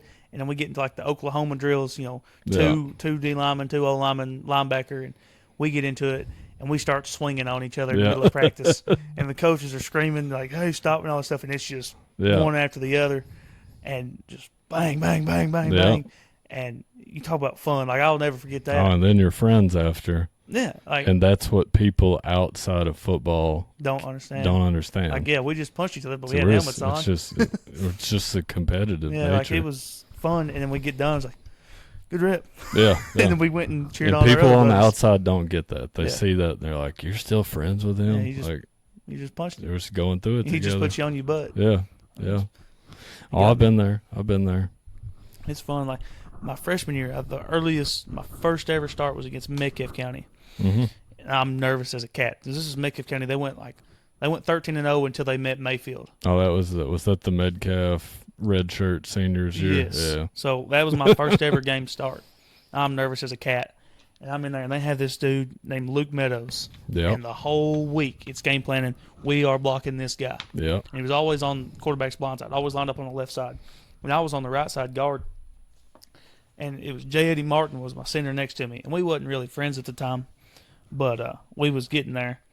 And my mom, it was her first year at Metcalfe County teaching. And she come home on like Wednesday or Thursday and looked at me and says, "Hey, I talked to like one of the D linemen and told him it's your first ever start your freshman year." I said, "Mom, you got to be kidding me." And it turns out it was the Luke Meadows kid. Yeah. So so I'm like, "Oh, man." She told me it was him. And I was like, "We've been game planning for him this whole week, and you're just going to tell him that this is my first ever start." So thank goodness he was on the opposite side of the line. But I've got this other senior that's in front of me. And like the first play, I think I pancake him or something. Yeah. So I'm fired up, like, "Hey, I'm here. I'm doing this. I'm here." And then like either right after halftime or before, the Luke Meadows kid gets right in front of me, and we get down in our stance. He looks at me dead in my eyes. He goes, "Crow boy, you scared?" Oh man! Oh gosh! I said, "No." Yeah. I'm shaking. I probably put my hand down shaking. And J. Eddie Martin, love him to death. But he tries to cut block him and didn't tell me, so he cuts me and I fall. And he goes and gets like a three yard loss in the backfield. And we get to the we get to the huddle, and JD looks at me and says, "How did he know your name?" I was like, "I don't know." So it was. Oh man, I'll never forget that. But you talk about. they had Wyatt Bly that year, right? I think so. I think that was his name. Kid that could flat out fly. And I ended up getting pretty good. Who put them buddies. out that year? Mayfield. Yeah, Mayfield got him. Mayfield. Man, that was a strange time for high school football. You had all the COVID hold You bids. still got quite a bit of them. Well, a few. It was kind of. It changed the culture. It changed the culture. Now you have a lot of 8th graders that stay back, and honestly, not so much in Monroe County. I've had a handful of I've coached middle school since 2020 or 2019, whatever year it was, and we've had a handful of holdbacks. We had your 8th grade year, we had a little handful of holdbacks, but man, I'm taking these kids. We're going to Greene County, we're going to Campbellsville, we're going to Russell County, and all these places, and we're playing freshman teams. Yeah, I mean, it's tough. We're playing teams that have 11, 12, 15, whatever holdbacks, and I'm starting true 7th graders a lot of the time because of the numbers. Yeah, it's tough. It's changed the culture. It helped me out a little bit in my 8th grade year. Yeah. But, I mean, I guess it's a little different. You guys were listen, no short selling those guys that stayed back on your team. They're phenomenal athletes, but we were going to be good that year. Yeah. We had athletes already. Yeah. But I'm glad they stayed back. Everybody is. We come so close. Yeah. And then, I asked BB, he stayed back one time, and I'm like, you're going to be good anyway. Well, how come you didn't want to go play yet? He's like, well, that's one more year to be a kid. Yeah. I didn't. Did you ever consider it? No. I was like, just ready to be done. We're good right now. Yeah. Why do I want to stay back in middle school stay another on that year? train. Yeah, I mean, that's one thing. I know. Kids are going to be good, whether it's by their sophomore year or their junior year. Yeah. Now, coaches, middle school coaches outside of Monroe County, I don't know. I can't speak for them. They may encourage kids to stay back out. That's a conversation I don't have with kids. If you get hurt or something, I can understand it. Let me reword that. That's a conversation I don't initiate with kids. I never tell a kid, I never go up to a kid, hey, you need to stay back. Have you ever thought about staying back? Maybe another year. I don't have those conversations. That is a conversation for that child and their parent. It's none of my business. Yeah. I would love to. I could name dozens of kids that I wish had stayed back, and I could name not dozens, but I could name several kids that did stay back, and I could list all the ways that it helped them. Mm-hmm. But I'm not gonna have that conversation. It just sets me up for a bad interaction with the parents. Yeah. You never know what those parents' intentions for that kid is. But I will have the conversation if it's initiated to me. Yeah. If a kid comes hey, what do you think? Well, let's look at the pros and cons. Usually there are more pros. Yeah. If your focus is football. Yeah. I don't know. There's academically, I don't see how it hurts kids either. Yeah. You're getting another year. And especially all these kids I'm getting in middle school right now, these are the kids that were kindergarten, first, second, third grade during COVID. Yeah. They missed a whole year of learning, reading comprehension. Yeah. Yeah. So, it's not going to hurt them to get another year of it. My cousin, he took his, but he was already in high school. Yeah. And he ended up graduating early because he had all his credits. If not, he would just sat. I'll tell you a good one. I won't name the school, but I've got some very, very close connections at this school, so I know what was going on inside the walls. We played a team last year. No. Yep, we played a team last year that had several holdbacks, and I know of at least one or two of the kids that were held back at this school that were taking all their classes during the day at the high school. They had homeroom in 8th grade. They had homeroom at the middle school. And I'm assuming they probably had one or two classes, maybe their electives were at the middle school. But all their, core classes, taking them at the high school. So how is that kid a middle school football player? Yeah, no kidding. How's that? what we run into, and I'm not going to like rant on this. I'll take my little second to speak on it, but we're at the middle school level in Kentucky football, we have no like governing body. Mm-hmm. You guys had the KHSAA that governs Kentucky high school football. We try to mimic those, like we try to follow the guide, like expect the refs use KHSAA rules as their guides. Now there are some discrepancies like between conferences or whatever, but we don't have anybody holding us accountable for anything. There's no state-ran playoff system. The state playoff system in middle school is a private entity. Yeah. Like, I think this group of coaches got together and formed this. You buy your way into the state tournament. You're seeded based on their, like, RPI rating system and yada, yada, yada. So, like, there really needs to be some sort of governing body for middle school football. So you don't have kids taking high school classes and 3/4 of their day and then playing, like, my 12-year-old starting receiver and decleating him every 3 plays. Like, it's just, that's tough. That's so tough. It's hard in high school, too. It's probably, I mean, they're like, man, it's just tough. I don't think anyone should start as a freshman unless you're like the biggest prospect than ever. Yeah. I was excited to start, but looking back, my freshman year we had 8 freshmen start, and all of us got hurt. Typically, I had a coach tell me this one time. You can count the number of freshmen and now the coach that said this to me counted sophomores too. I'm not saying I agree with it. I'm just saying what was said. If you look at a varsity football team, you count the number of freshmen, sophomore starters. That's how many games you're going to lose. That's how many games you can bank on losing. Yeah, I mean, we all got hurt. It was a bad year. It's tough. I mean, if a freshman starting, with the holdbacks now, I was 15 going against 19-year-olds. Well, we had a freshman starting tight end my senior year, and we went 10-4. In back-to-back region, but Chad Wilson was not an ordinary freshman. He was every bit of 6 foot plus, and probably over 200 pounds playing tight end and snagging the ball. He was a phenomenal athlete. That's not your run-of-the-mill freshman that you're seeing out there. Me, Bryson Fox, I ended up injuring my groin, and I was out for a few games. Mm-hmm. Caden Gerald's fractured his leg. Bryson Fox broke his back. Jared Denton broke his back.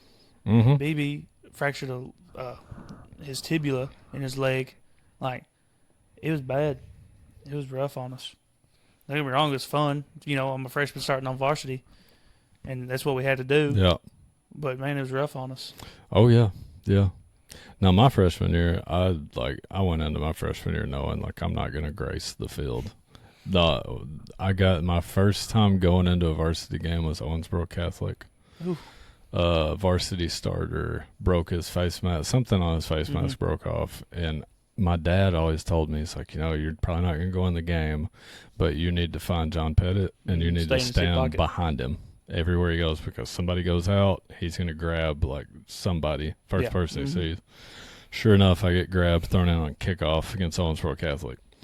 I mean, I'm pumped. Like, I'm in the high school game. I'm sure no one was looking at me in the stands. I feel like 10 feet tall. I run down the field, and this dude on the middle line decleats me. And I hop up. Like, I'm still, like, he's not taking my confidence away. I hop up, and then he does it again. And then the play's over, and he helps me up and pats me on the head. I'm like, okay, man. Yeah, I get it. You didn't have to pat me. My first one was kind of similar. The whole week in practice, we was getting ready to play Campbellsville first game of the year, freshman year. And I'm going as hard as I can, scout team D-line. Yeah. Trying to earn a starting spot. Rudy. Anywhere I get on the field, I tried everything to be on the offensive line, and then went over and tried everything on the defensive line. Getting after it as much as I can. And Randy Knuckles, the defensive coordinator, he's like, hey, you're working hard to stay with me. You're going to get in this game. I'm like, all right. I'm excited. Everything's, looking up for me. I'm like, first game of the year, I'm going to get in the game. Comes around, we're not playing too hot. Yeah. It's not really looking like I'm going to get in. And then we had a guy, helmet come off. Yeah. On offense. Nolan, get in there. So I run in there. I'm all juiced up. And it's just humongous dude. Comes in, swim moves me, and I completely miss. Oh, man. So that's my one play in. And I jog off the sideline with my head down. And I'll never forget this. Coach White goes, so you learned what a swim move was, didn't you? So I just say yes, and I just walk off with my head down. And then I get a chance a few weeks later against Greene County. Somebody went down or something, so my name got called, and I come in there, and I got a nice down block. Yeah. Pancake him. I'm like, let's go, hey. Yeah. Let's go. And I stay in for most of the drive, and we get 4th and 2, and it's on 2. Oh, man. I jump. Oh, no. We go back 5 yards. No. We ended up punting instead of going for it. And I get on the sideline, and I hear like some of the scenes like, "That Crowe's an idiot. He can't go on 2. He should have never been in the game." So I just kind of put my head down. I walk over to him and say, "Hey, my bad, man. But if you don't say something, say it to me." Yeah. I get it. Yeah. Playing Greene County, we're in district play, but yeah, I'm gonna at least say it to my face. I know I messed up, but you gonna. Yeah. It was rough, and then I finally ended up starting, but ended up getting hurt. But those first couple plays I was in on Greene County, I was like, man, I've been 2 pancakes back to back. I'm feeling good, and then I jump off sides, and I don't think I go back in the game. Man, it happens. It happens. And man, linemen, you're the most apt to get called for a penalty in the game. Linemen get most of the penalties. I only got 2 in 4 years. I got 1, but I got my money's worth on mine. I got it unsportsmanlike my senior year. I did too. First game of the year, my first Greene County, I had an offside, and then my senior, I never got a holding penalty, nothing like that. But I got an unsportsmanlike against Warren Central, first game of the year, because it's a pass block, and I clobbered this dude. I send him flying, so I run and I jump on him to finish my block, and I get called for an unsportsmanlike. Yeah, I didn't agree with it, and then I'm like, I just finished my block, yelling it to the ref and all that stuff. But whatever. We ended up winning the game just fine, but I wasn't happy about it. And then I was about to get one against Allen County because I was saying some stuff to the ref that I probably shouldn't have said because this dude from Allen County, I was whooping him the whole game. But he got to where he would stick his hand in my face mask and would poke my eyes and stuff. Yeah. And I'm killing him, but I'd be on top of him and he'd just be clawing at my eyes and stuff. And I went to the ref and I said, dude, watch him. He's ripping on my face mask and gouging at my eyes. And he said, all right, I'll watch it. And then sure enough, he does it again, rips my helmet off. And I go out and I come back in. I said, are you not watching what's going on? Yeah. Like I'm yelling at him in front of everybody. He says, it goes both ways. I said, are you an idiot? Oh, no. He says, you better watch your mouth. I said, you just watch what's happening here. And sure enough, we get on the goal line. And I'm mad. My eyes are hurting. I can't see that well. Yeah. And I told Belcher, I said, if I get the chance, I'm going to take his knee out. Yeah. Like, I'm going to hurt this dude. I don't get the chance. Probably a good thing. I didn't need to do it. But we're in the back about to punch it in the end zone. And I'm throwing him back. And he rips my helmet off. And I take him and toss him. Mm-hmm. And if the whistle hadn't blown, I was going to pancake block him without my helmet on. And I thought there was going to be such a cool picture for it. Oh, man. And I wish I would have still went and did it after the whistle, but we scored. And it would have been bad. But, man, I wanted that one so bad. My eyes were black for 2 weeks. Oh, yeah, I bet. Now, what team did you say that was again? That was Allen County. Allen County. We was fired up that game because Bryson Fox hates Allen County. Yeah, I can't remember exactly what happened. No, I do remember what happened.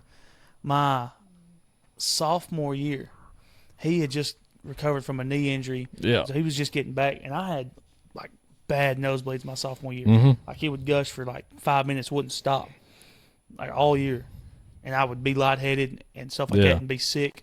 And I had one on a drive, but I was playing pretty good. I was at tackle that game, and Kyle England was my guard. Yeah. They had this like basically a 9 technique, way out there, fast dude, like bulky, not big but bulky and fast. And he was knocking me backwards on these pass plays and stuff. And I was like, golly. And I snatch block him. I get my hands on him and just throw him to the ground, and I kill him. Shouldn't have done it because it made my life rough. He stepped up about 2 feet wider and was coming with full head of steam. And sure enough, I get a nosebleed, and I'm pouring blood. It's all over my jersey and everything. Yeah. I have to go out for, I think it was 5 plays. Mm. And Bryson Fox comes in. He's never played right side line in his life. Goes in at right tackle, has never played tackle in high school. Bad situation. Yeah. And he doesn't know how to kick step with his right foot. Yeah. And this dude is lined up and is coming at him like he was me, like he's mad. Blows him up. And it was just bad. And I eventually get my nosebleed stopped, but from then on, he has hated Allen County with a passion. Oh, yeah. So we get out there this year. He's like, I hate these guys. We're going to kill them. And I mean, no mercy. I don't care what happens to him. So we're all fired up just because he's fired up. There's first play, we kill these guys, and then we have me, him, and Nolan Langford, and Cayman Page maybe, all four of us pancake the whole front line, and BB scores a touchdown.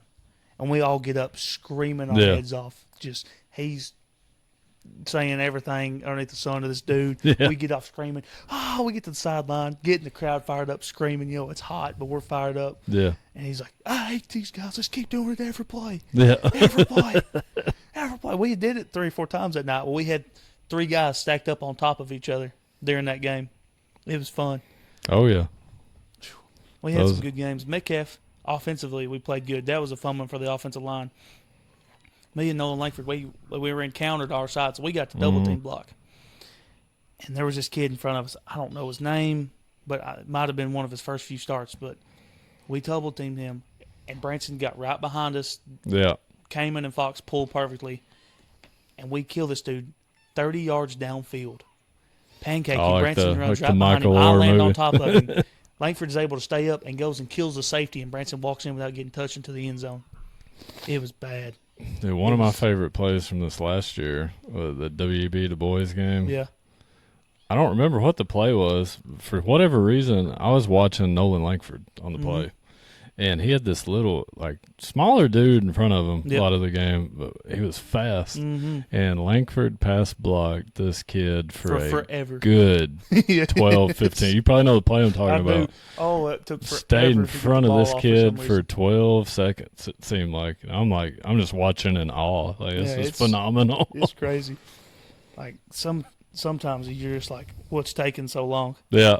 What is going on? Yeah. But yeah, I remember that play. I don't know what the play was. I can't remember. But I remember blocking for forever. And I'm pretty sure I turned around or just screamed, throw the ball. Yeah. For whatever reason, I was watching Langford that play. I don't remember why. I was sitting with Daly at the game, and I think I told him, I'm going to watch him this play, see what he does. And then it just happened probably as long as pass block of the season. There would be sometimes, or if he had a littler guy on him, he had that reach. One time, I don't know who's playing, but he throws a guy in between my legs. Yeah. We're in a pass block, and I look down, and this kid is looking up at me from in between my legs. And I think it was Clinton County, so I'll just look over at Langford, and he's going, in the middle of the play. Yeah. They're going downfield, and he just laughs at me. I got a good word on Nolan. He, his 8th grade year, I think, was his first year playing football. Yeah. So that was my first year as the head coach. We'd talk Nolan. I guess we'd talk Nolan into playing, or I don't know. He was 6'3". Yeah, he was a big old boy, and of course, I'd known Kerry and I'd worked with Kelsey personal training in the past, and I was excited to have Nolan on the team. He's a big boy. I knew he looked athletic, and summer practice he's looking good. We're doing the first few weeks were in a lot of individual drills for those listening, And then we start going team, And back then I had the numbers. I don't quite have the numbers now. We had the numbers for a full 11-on-11 scrimmage. And we just noticed, not the effort, but we're not getting the results out of Langford that we're getting in the Indy drills.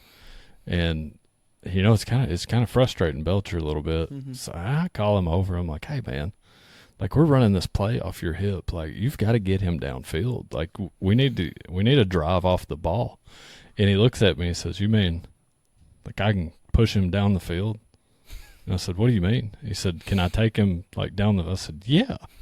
Drive him to the high school if you can. And he said, oh, well, in all their drills, we only go 1 or 2 yards. I thought that was as far as I could push him. And I'm like, no. So it clicks. He'd never played football before. And he's used to doing all these drills in an isolated space. So the next play, I call it again. It's off his hip. I don't remember who was in front of him, but he drove them 40 yards down the field. I'm like, there we go. Yeah, there it was. It was like that. You ever watch The Blind Side? Oh, yeah. It was like that scene where he takes it. I was taking him home. It was time for him to go home. Yeah, that's what it was like. What's the play for it? Maybe obsessive blocking? Yep. That was his sophomore. I'll always remember that moment. He come in for me after I got hurt and take over the tackle spot. And, man, you talk about Coach Pettit was ripping him new ones. I mean, ripping him one.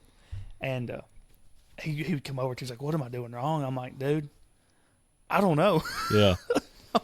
I think he's just, just getting on you because it was him and Gage Thompson kind of see who was at tackle and who was at guard. So he would be in, and I don't know if he just didn't finish a block or something like that. And I'm sitting down. You would hear, Langford, Yeah. get off. Thompson, get in. And then sure enough, Thompson, get out. Langford, get in. Just seeing if he was, going to hold up, I think is what it was. And he would just come over to me after practice. He's like, I don't know what I'm doing wrong. Yeah. He said, I just don't know. I was like, you look pretty good from what I'm seeing. And he's like, those few games before I got back is when me and him really became friends because we was really good buddies. And then I ended up being a grade ahead of him and we kind of fell apart. And then I ended up giving him my gloves to wear in game and all this stuff while I was out. And we got real close and then ended up playing on both sides of the line this last year. Well, I think he's been doing good in those. He's been doing good in the videos. I've been watching them camps. When, coming in last year, he was still pretty raw at everything, but he's stout. He'd been in the weight room with us all, pushing hard about as anybody. But I could still get him. Yeah. I could rework my hands and everything and get inside to him. But towards the end of the year, he'd get his hands on me. Yeah. And there wasn't a whole lot I could do except try and stay on my feet in some of them drills. You kind of have to let them get a hold of you. Mm-hmm. I was embarrassed to fall down. His freshman year, I worked with him and McKitty a lot in the weight room together. God, McKitty was a beast. The strength difference in Langford in just like a 6-week period was insane. Yeah. I don't know that I'd ever, I got my personal training strength coach certificate in 2014 or 15. I worked with a good amount of people. I don't think I'd ever seen anyone grow that fast in strength. After his sophomore year, getting ready for my senior, his junior, he's like, what do I need to do? Yeah. I said, how much do you weigh? He said, 215. I said, you've got to eat. Yeah. I said, you will get stronger, and everything will be so much easier. Yeah. When he walked in his junior year, he looked at me and says, I weigh 270. I was like, now we're talking. Been doing some eating. Yeah, I said, now we're talking. Sure enough, and now I think he's at 280. Yeah. But he put that on so fast, and he's huge now. He's like, yeah, moving this sled and moving everybody else has come a lot easier now that I'm on 50 pounds. Oh, yeah. It's like, you can get strong without gaining weight, but not to the degree that you can. Especially when you're 6'8", you can put on 50 pounds and then not be that. And when he's benching, he's got a lot farther to go than a lot of us. Yeah. I remember watching Billy Joe Murphy my freshman year, watching him bench press, and it's he's taking the bar to the ceiling. Yeah. I just got to go this little distance. When me and him would squat, I said, you're squatting with me, and it's staying on my rack. Yeah, yeah. Because if not, I would have to somehow shoulder press it off the rack. Yeah. Oh, I remember, I would lift with him and Colin sometimes, and I'm like, man, you're just going to have to squat down. Yeah. He's in the I can't half get squat up there. Yeah. to stand up, especially squat again. You get over that 250, 300 pound on the I can't get that off when it's that tall. Yeah. And I'm a short dude. I'm not very tall. It's crazy. Man, how many people watching the podcast are just going to be watching this cat in the background? Maybe that'll bump the algorithm up. I'll get some more views. I need to put #cat in the #kitten videos. Oh, so you pretty excited, I guess? Yeah, it's been a little bit shorter summer than I'd like, but yeah, I get it. But man, I've really been impressed with you at football practice. I know that was kind of asked you that last minute, and it's been. I enjoyed anything football. I've been really impressed. We really appreciate you coming out there, and I think it's been a good experience for the kids, and hopefully for you too. I enjoyed it. It's fun. I am gonna take. We're probably running out of time, but I'm not gonna cut. Are you good on time, or do you need to hit the road? Good. I'm gonna take a quick little bathroom break, and then we'll do some of these fun basement segment questions. All right. All right. And we're back. Let me ask you this: did it go by faster than you thought it would? Yeah. Does it feel like you've been here 2 hours? No. No, dude, it always, like, every time we do this, You get I'm always in. surprised with, like, how fast it goes by. With, like, I know that the people that come by are surprised. Like, Yeah. I try, like, my best to make it feel like we're just hanging out, like, you Yeah. know, shooting the crap. Like, I don't want it to feel like some formal interview or whatever. But do you listen to podcasts? Yeah. What's your favorite podcast Like, you listen to? I go like Bussin' with the Boys with Taylor Lewan and Will Compton. I don't know that one. Taylor Lewan played left tackle for the Titans. Okay. And then Will Compton played linebacker for Washington Commanders, and then ended up getting traded or free agency, ended up in the Titans, and now they have their own podcast where they're sitting in a bus, and they have a podcast. Yeah. I've seen that. Yeah. I just didn't know who they were. Like, I'll watch Joe Rogan. Yeah. Every now and then, if for somebody I know. You like Theo Vaughn? I've watched some of his this past weekend. I used to listen to the Kelsey brothers too. You listen to them? Yeah, I have before, and then I watch this golf channel called Bob Does Sports, and they have a podcast. Oh, yeah. I absolutely love their YouTube channel and their podcast. It's so funny. Bob Does Sports. That's not the Bob Menery guy, though, is it? You know what I'm talking? You know Bob Menery? I do. But, like, Bob Does Sports is these three guys. Didn't Bob Menery just do, like, a celebrity boxing match with some rapper? It was with Johnny Manziel. Yeah. He got the brakes beat off him, too. Crap beat out of him. Yeah, that's what it was. Yeah. But, like, these three guys, his name is Robbie Berger, but he goes by Bobby Fairways. He got the nickname because he missed 36 consecutive fairways one time. Oh, my gosh. And then there's another one. They grew up together. He's from Canada, but they worked in the hotel business together before they made it big online, named Joseph something, and they call him Joey Colcuts. Yeah. There's another guy named Fat Perez. Yeah. Because he's really good, like, scratch golfer. They met him online during COVID because they was doing these online chat rooms. It's like happy hour or something, and they saw him as an accountant in his office job throwing beers down while on this Zoom call that they were filming. Yeah. So they ended up meeting up with him, and now I just watch every single one of their videos. It's so much fun to watch. I watch Rogan, Theo Vaughn mainly. I used to watch the Kelsey brothers some. I don't know that they do as many now, though. I don't know. Travis is with Taylor Swift. I like Jason Kelsey a lot, though, so I used to watch a lot. I still watch the clips and stuff. Jason Kelsey he's a good dude. I love watching him. I watched his documentary. His wife's got a podcast now too, I think. Yeah. He's got a documentary just on him. Yeah, What's it on? It's on Amazon. I watched it when it come out. Like the year that him and Travis played each other in the Super Bowl. It just so happened to be I know a little bit about, like, their story at Cincinnati. Like, Travis got kicked off the team. He actually signed to Cincy to play. Test. Yeah, he signed to Cincy to play quarterback. Is that true? Because I know Jason signed to play fullback. Yeah, I know Travis signed to play quarterback, and then he got kicked off the team, and he came back. They already had their quarterbacks. So they put him at tight end, and it worked out pretty well for him. Kidding. He's crazy. I don't think he ever even played tight end in high school. I don't think so either. Of course, like, you know, you see that with a lot of those guys that go to the NFL, like a lot of high school quarterback. You know, you think a lot of high schools. Julian Edelman, he was a quarterback all the way through college and then become wide receiver. And a lot of high schools put their best athletic quarterback, and then they go on and they turn into something else. Like Antonio Andrews, I played against him at Fort Campbell. He was quarterback in high school, and then he goes to Western and breaks like every rushing record Western ever had. I went to watch them play Kentucky. I think it was in Nissan Stadium, and I don't know if Kentucky even knew that he played quarterback in high school. But they run like a halfback pass. They taught like it's a toss right and the quarterback throwback. That's how they beat Kentucky that year. Golly. Yeah, a lot of flashbacks for me. He threw the ball all over us.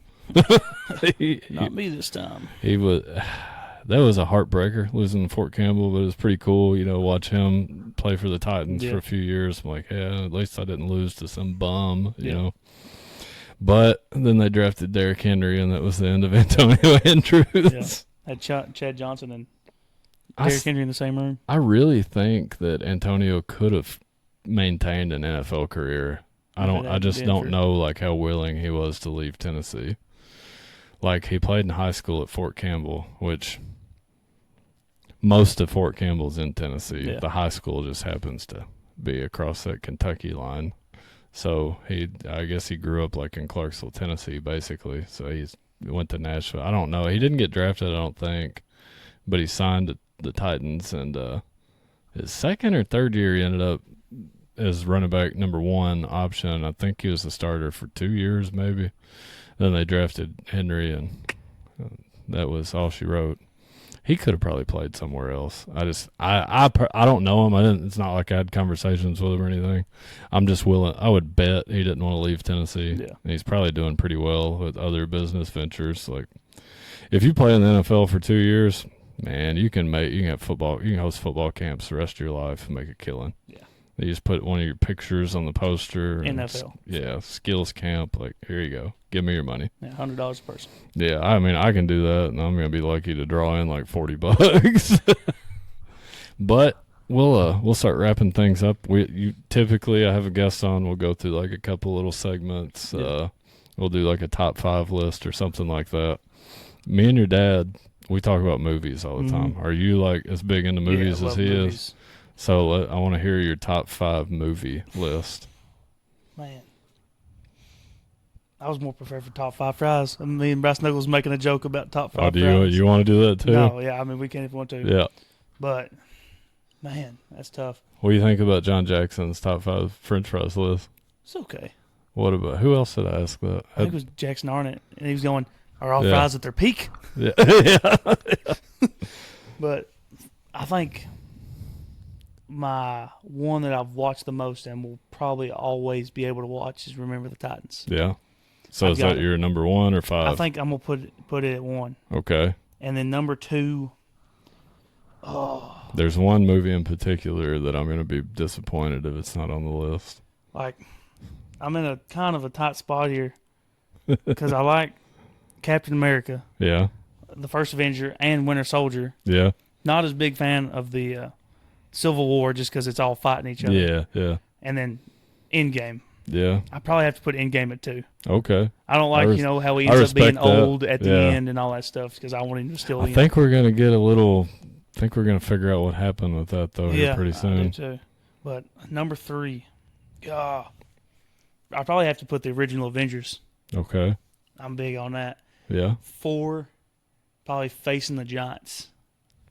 Respectable. That's a bag pull. That's love that nice movie. bag pull. I love that movie. The death crawl scene. Does Yeah. that not just get you like? Oh my gosh! I want to run through a brick wall Yeah. every time. Like, one more. one more. Give me all you got. Yeah. All you got. Look up, Brock. You're in the end zone. Yeah. It's got to be the 50. Man, that scene alone deserved an Oscar. Oh my gosh! Yeah. Yeah, I know like they were all low budget actors, But- but that's an awesome scene. Yeah, it's a great movie. Oh man! If you give them like a Remember the Titans budget Oh yeah. for that movie, that scene is the most memorable sports scene of all time. It's crazy. It's so good. Yeah. And then like it's funny too, the whole way through. But it's just such a good movie. Good movie. 5, man. It's a little bit tougher here. I'm just trying to think what I've watched a lot. There's one. I'm missing. Yeah, me and your dad talk about it a lot. If it don't make the top 5, Oh, I know exactly what you're talking about now. It's clear. Tombstone. yeah, Tombstone's got to be in there too. you can't have a we top was- 5 list We without was sitting out at the Tombstone. greenhouse this year, and we put a TV out there. The ag class did, and we Yeah. would hotspot from our phone, and we watched Tombstone probably 5 times. Can you quote it like your dad can? Not like he can, but like I can catch him. I can catch him. Yeah, But me and him watch so many movies. We'll talk in quotes. yeah, Like the other day, after I got my classes for Union, I have like intro to acting Yeah, for like an yeah. art class. And I walked in there, I was like, you know what I've got to say? And he goes, does Mother know you weareth her drapes from original Avengers? And he just knew exactly what I was talking about. Like Shakespeare in the Park. Like we quote movies 24/7, and we'll just I'll have a conversation with somebody, and I'll quote something, and they just have no idea what I've quoted. I love it though. Man, John Jackson will not won't watch it. Tombstone. I don't get it. It kills me. It's such a great movie. I'm gonna invite him over for like a UFC pay-per-view one night, And then I'm turn just on gonna pop Tombstone Tombstone in. Like, hey, you're not going anywhere, buddy. Like, we have guards at the door or something. We'll watch it. Do you like old movies? Like really old movies? I mean, yeah. Have you seen that one? North is it? Dallas 40. I don't think so. You gotta watch it. It's an old movie. You know Nick Nolte? Yes. Nick Nolte he's like an NFL wide receiver that's like on the tail end of his career. Mm-hmm. And he finds himself in like a backup role. Yeah. But he, like the young guy that's come in front of him, he keeps having to like bail him out. The NFL actually sued the makers of that movie when it came out for the way they portrayed the NFL. Yeah. Like, cause guys in the movie are like popping pain pills, like the whole thing. You know, have you ever heard? Yeah. Rogers like, I'd go in there if I heard something. Yeah. I'd play on Percocet. Yeah, Perk Rogers. Perk Rogers. And then he goes to some crazy TikTok edit of him slinging the rock. Yeah, it was 300 yards. That's a good movie. You need to watch that sometime if you get time. Here lately, you've probably noticed, I've got the old Zenith TV. I finally found me some VCRs that work. I've bought like 5 VCRs. I think I've got one. The one that I'm watching is like a Frankenstein VCR. I bought like 3. None of them worked. And I've watched YouTube videos for hours and hours to figure out which parts worked. And I've got one, a Frankenstein, that Daewoo VCR from like the 90s, and it's working. On the weekends, I'll bring like, Michaela will come down here and we'll bring the kids and we'll watch like a VCR, VHS. Man, there's just something about it. Yeah. Watching the old VHS tape and you've got like the tracking lines. I don't know. Stuff that got on my nerves in the 90s, like the tracking lines. Now it's like got that nostalgia feeling. One movie, and my sister would know the name of it, but it was one movie my grandma had on VCH or VCR, whatever it's called, and we would watch it, and it was like the marching soldiers or something like that. Mm-hmm. And it's these 2 guys, and they're like stupid, yeah, but it's funny, and they have to take down these marching like wooden soldiers to like Yeah. save their town or something. And we'd always watch it on VCH. VHS. Yeah. Yeah. And you gotta watch North Dallas 40 though. You ever seen Blue Chips, the basketball movie with Nick Nolte? I don't think so. Oh, it's good too. Nick Nolte is probably one of my favorite actors. It's Blue Chips is like, he's this college basketball coach.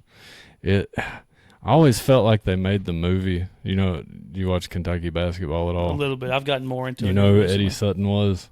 I don't think so. He was the coach at Kentucky in the late 80s, and he got caught like paying players. And it's like Kentucky was like the storied tradition program that this is the best program of all time.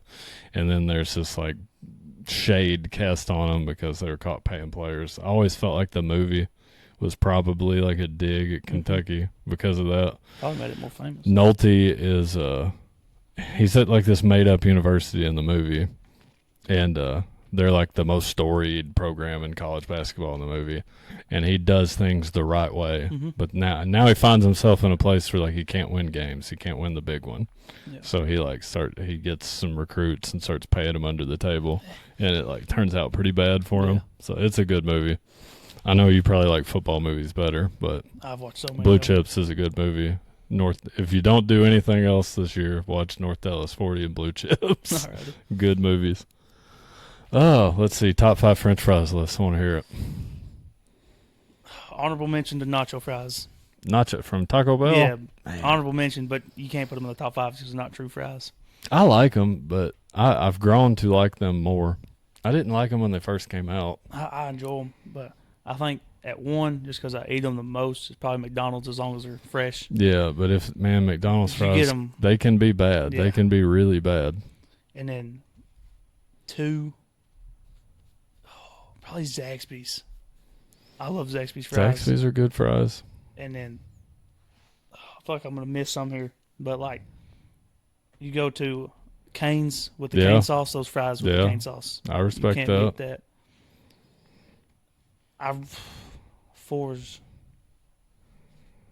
4 and 5 get a little tougher here. I used to not be a fan of the Chick-fil-A waffle fries, but I had some recently, and they've kind of. I hate them. They kind of turned me. I had a good batch of the waffle fries, and they kind of turned me over there. I can't get on board with that. I can't get on board it's just with too much. Sometimes it's just too much. I think Chick-fil-A is like the most overrated place to eat in 100%. America. 100%. If they were open on Sunday, people wouldn't care. Yeah, 100%. I'd go to a lot more places before I went there. I'd go to Freddy's. But like Michaela loves Chick-fil-A. She goes to Bowling Green. I'm like, what do you want to eat? She's like, well, it's Chick-fil-A. I'm like, man, come on. We got Let's go to Rafferty's. Cane's. Cane's is top dog, I think. Cane's might be my favorite chicken place. Oh, 100%. Their cane sauce is unbelievable. Popeyes is good too. I like Popeyes. Popeyes has the best nuggets. Really? That's a hot take. I I feel haven't like had Popeyes in forever. their nuggets are not like normal chicken nuggets. Really? They're like crispy. They got a crunch when you bite them.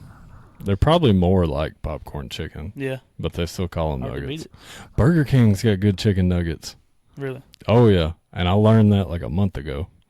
Wendy's is pretty solid. You get the spicy nuggets. I've never tried. I'm not a big Wendy's fan. I'm not either because I don't like their burgers. They got like the sweetened Yeah, buns. they're greasy too. Yeah. They're super greasy, like way greasier than they have to be. And then you get like the baconator. If I'm going to eat a like greasy burger, I'm going to W's. Oh, 100%. Yeah. I don't even think I gave number 5. I don't think you did either. You went McDonald's, Zaxby's, Cane's, waffle fries. I put Chick-fil-A at 5, and then 4. I really like Freddy's fries at 4. I get a lot of hate for Freddy's, though. That's Everybody crazy. says They're they're too small. But like, Grab more than one. grab a handful. Grab more than one. It is difficult to like dip them at a certain point. Oh, 100%. But I mean, it's worth it. Yeah. They're good. Rally's got good fries too. I just don't eat Rallies. Rally's I like low the ones- key. Rally's got the best burgers. Really? Yeah. Last time I had a Rally burger was they had a Big station at the Buford state is fair. nice. But now, man, have you had the new Tropical Island burger at Sonic? Mm-mm. I The do like their Tropical smash burgers, Island smash burger. Good. Oh, you got to try it if they still have it. Yeah. I do think their it's smash one of burgers. those deals where they have it for like a month and then you never see it again, which is so stupid. I can't stand getting in and out of Sonic though. When I was in high school, Sonic had a small stint where they served jalapeno strips. Mm-hmm. It wasn't the cheddar peppers. It was just strips of jalapeno deep fried. Mm-hmm. And they were amazing. Really? And they never had them again. And I still think about them. I've tried to like make them, and I can't get the batter to like stick to the jalapeno pepper. You know, like Yeah. it's so Just wants to slick. fall I don't off. know what they did. It probably wasn't even really jalapenos that I was probably. eating, like, but they were good. Let's see, locker room stories. You got an appropriate funniest locker room moment from high school football. Oh me. My favorite one is after a game, especially this year, we would win, and we started playing Rocky Top. I don't know why. Yeah. But we'd get on the speaker and we'd play Rocky Top, and everybody just be down there flat footing, and Coach Pettit would come down there and he'd hear it. With that bad knee, he'd get the flat footing. Really? And every now and then he'd grab a couple water bottles and just start flinging them everywhere. Like, and that's the best time. Like, after W.E.B. Du Bois, we come down there, and someone was walking down, and Coach Pettit told him, well, as the rest of us are down there, he says, play Rocky Top. I'll be there in a minute. So we had someone waiting at the door. Yeah. So here he comes. Throw it on.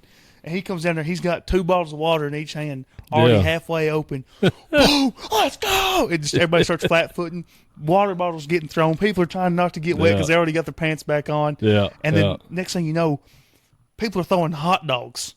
Hot dogs. There was like pregame meal in there. There was hot dogs left over. Yeah. And I see hot dogs getting thrown and buns getting thrown. Man. And we walk in on Monday and it's disgusting. We was like, Oh, we're man. in some trouble here. Yeah. We're in trouble. He left before the hot dogs. But those were always fun. You have a favorite pregame coach speech? I don't like pregame speeches. I mean, really? They No, don't get if you fired have up? to have a pregame speech to get ready to go, then you wasn't ready to go to I begin mean, with. they're so cool though. I You don't have one that like got you ready. No, because like I'm ready to go before.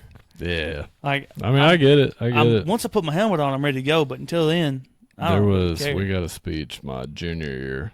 John gave this like a sniper speech, and I can't remember much about the speech, but I remember like it was incredible. Yeah, he had one this year. It was actually against the boys again. Like it didn't get me fired up, but it was kind of cool how he said it. Yeah. Just to me, anyway.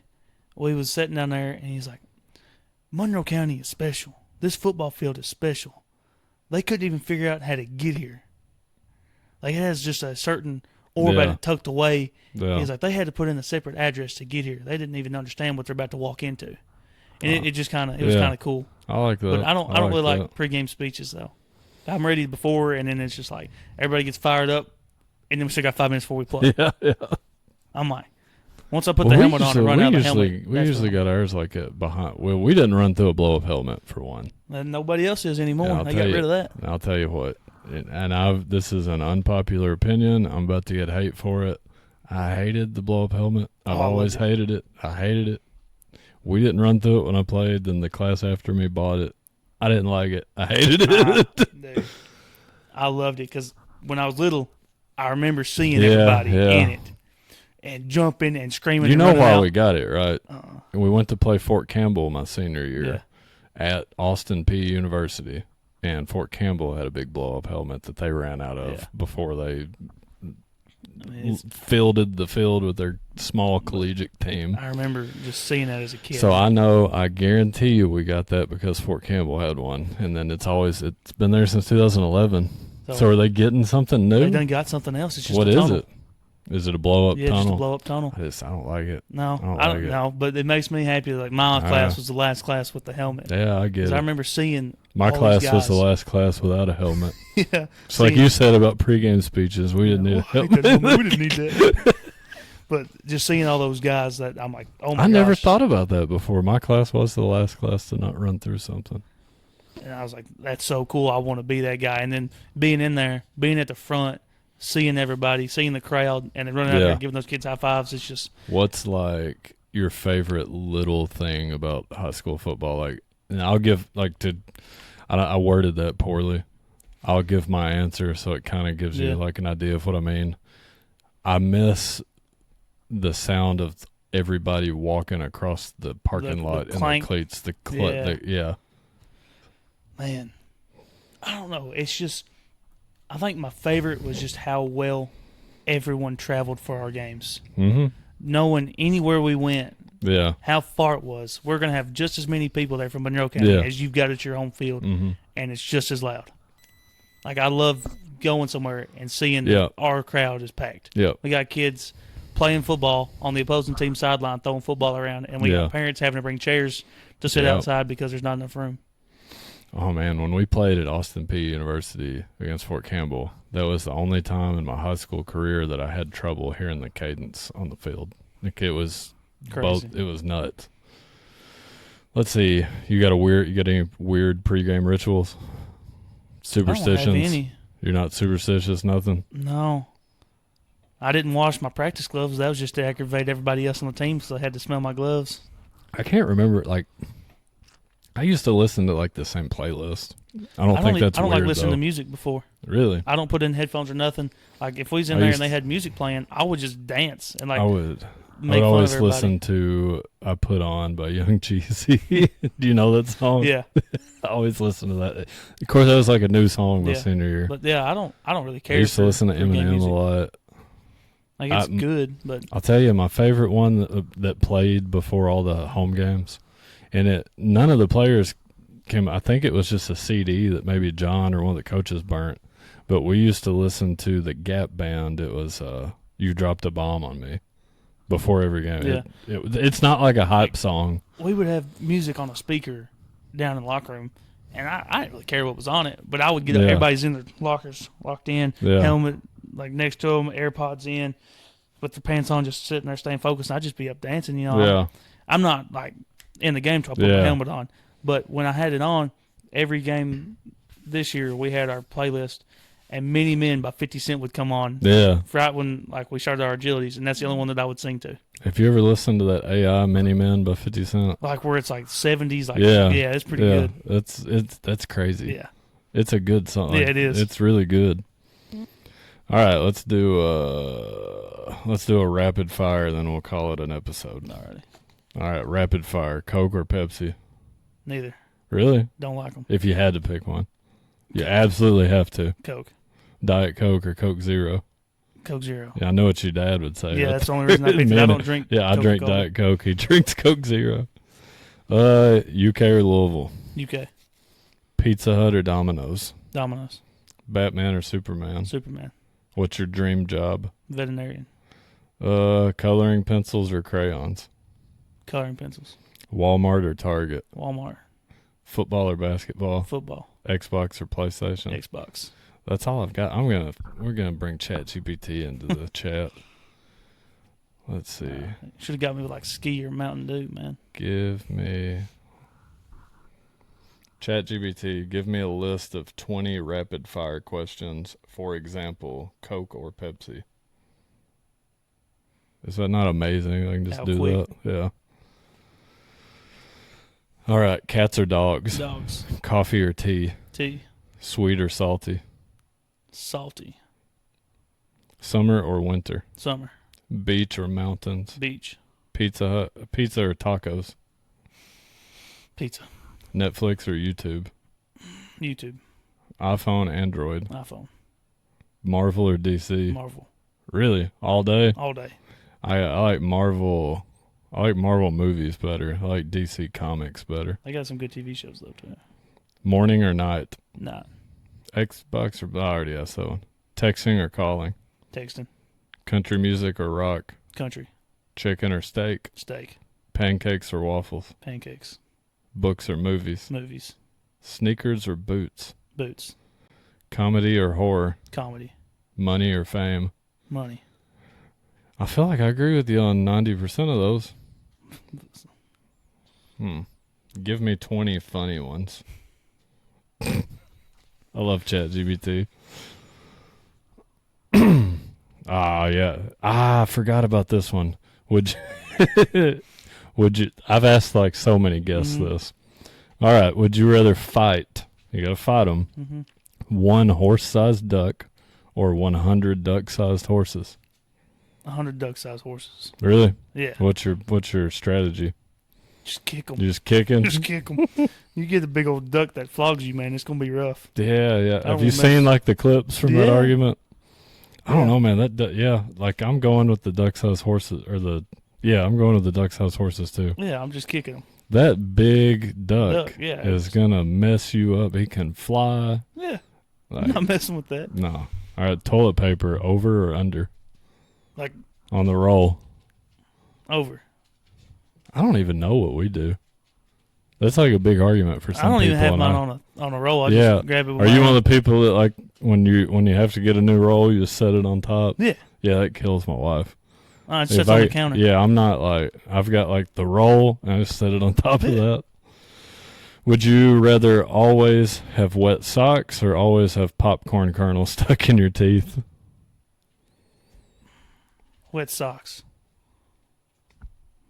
Yeah, that sucks. Boy, they both suck. I just can't stand anything in my teeth. What you doing, Jerry? Zombies or clowns? Clowns. I don't really know what that's asking. Like, are you afraid of them or are you like? I don't get that one. I just know it'd be a lot easier to kill a clown. Is cereal a soup technically? No, cereal. It's different. Would you rather sneeze glitter every time you sneezed or burp confetti every time you burped? Sneeze glitter. Would you rather have fingers for toes or toes for fingers? Fingers for toes. Yeah, you could do some crazy stuff. Why is that even a question? If somebody picked toes for fingers, I'm like, they got something going on. Like, I want to meet the person that picks that one. If animals could talk, which one would be the biggest jerk? Like a tiny dog. I'm saying cats, man. Cats. Cats. Like, look at this idiot. Yeah. My son Harlan has begged for a cat all summer, and my wife finally got one. And I'm allergic to cats, like really bad allergic. For some reason, kittens don't bother me, but a grown cat, I can't touch them, nothing. And he's starting to get big enough that I'm allergic to him. Getting that different. Like I've been scratching my eye this whole episode, and my days of getting to pet Jerry are about over. Look at the crazy thing. How many people are going to just watch him? Be all right. All right, let's see. Would you rather fart loudly in church or laugh uncontrollably at a funeral? Fart loudly in church. 100%. Oh gosh. Oh man, yeah. If you're laughing at a funeral, like it's pretty bad. You're probably gonna make some people mad. You get a few chuckles at church, and you can move on. If you had to be arrested for one harmless crime, what do you think it would be? Harmless? Mm-hmm. Probably it's like hate speech or something. or like something like that. Unless it's like harmless. If I could just slap someone without them getting hurt. But if I just slap them just one time. Like a mild assault. Yeah. I think it'd hurt. Would you rather have to moo every time you laugh or quack every time you sneeze? Quack when I sneeze. Aliens or Bigfoot? I'd like to see Bigfoot before I saw an alien. Yeah, Bigfoot's intriguing. Would you rather Would you rather have to fight your grandma once a year or a chicken every time you get into the car? Where's it come up with this? How bad? It depends on how bad I got to beat up my grandma. If I just push her down and I'm good. Probably that. Because I don't know if I want to miss I'm picturing like the Peter Griffin chicken fight. You know the Family Guy scene where they fight all across town? I don't think I want to mess with a chicken every time I get in a vehicle. Oh, man, I got flogged by a chicken bad one time when I was little. I got to watch my grandpa kill that chicken, too. What's the weirdest food combination that you eat? I don't know that I'd eat it, but I know a man who puts A1 sauce on his ramen. A1 on ramen? Yeah, Nolan Langford. That's probably not bad, though. I don't know, but it just seems weird. Yeah, but, man, I'm big on A1. I think A1 makes about everything better. That's crazy. Well, would you rather always smell like onions or always smell onions that aren't really there? I always smell onions. I don't want people thinking I smell like onions. Yeah, that's rough. If you had to replace your hands with something from a kitchen, what would you pick? Oh. What do you use on the grill crap? Tongs. Would you rather have hiccups for a year or always feel like you have to sneeze? Man, my hiccups are bad. I'm going with the hiccups for you. It's over after a year. Yeah, probably. My hiccups are painful. Painful? Yeah. You get that checked out. Dude, it's bad. Shake the house. I'll have to go hiccups over since it's just a year. If your life had a warning label, what would it say? That's a tough one. Not the best. Just right there. Just leave it at that. Not the best. If you could punch one fictional character from a movie or TV show, who would it be? Ooh. I would punch Rory from Gilmore Girls. I've never really watched it. I've seen it while my mom. Well, I had to TV. watch it. My wife got obsessed with it. I had to see it, and I can't. Rory's awful.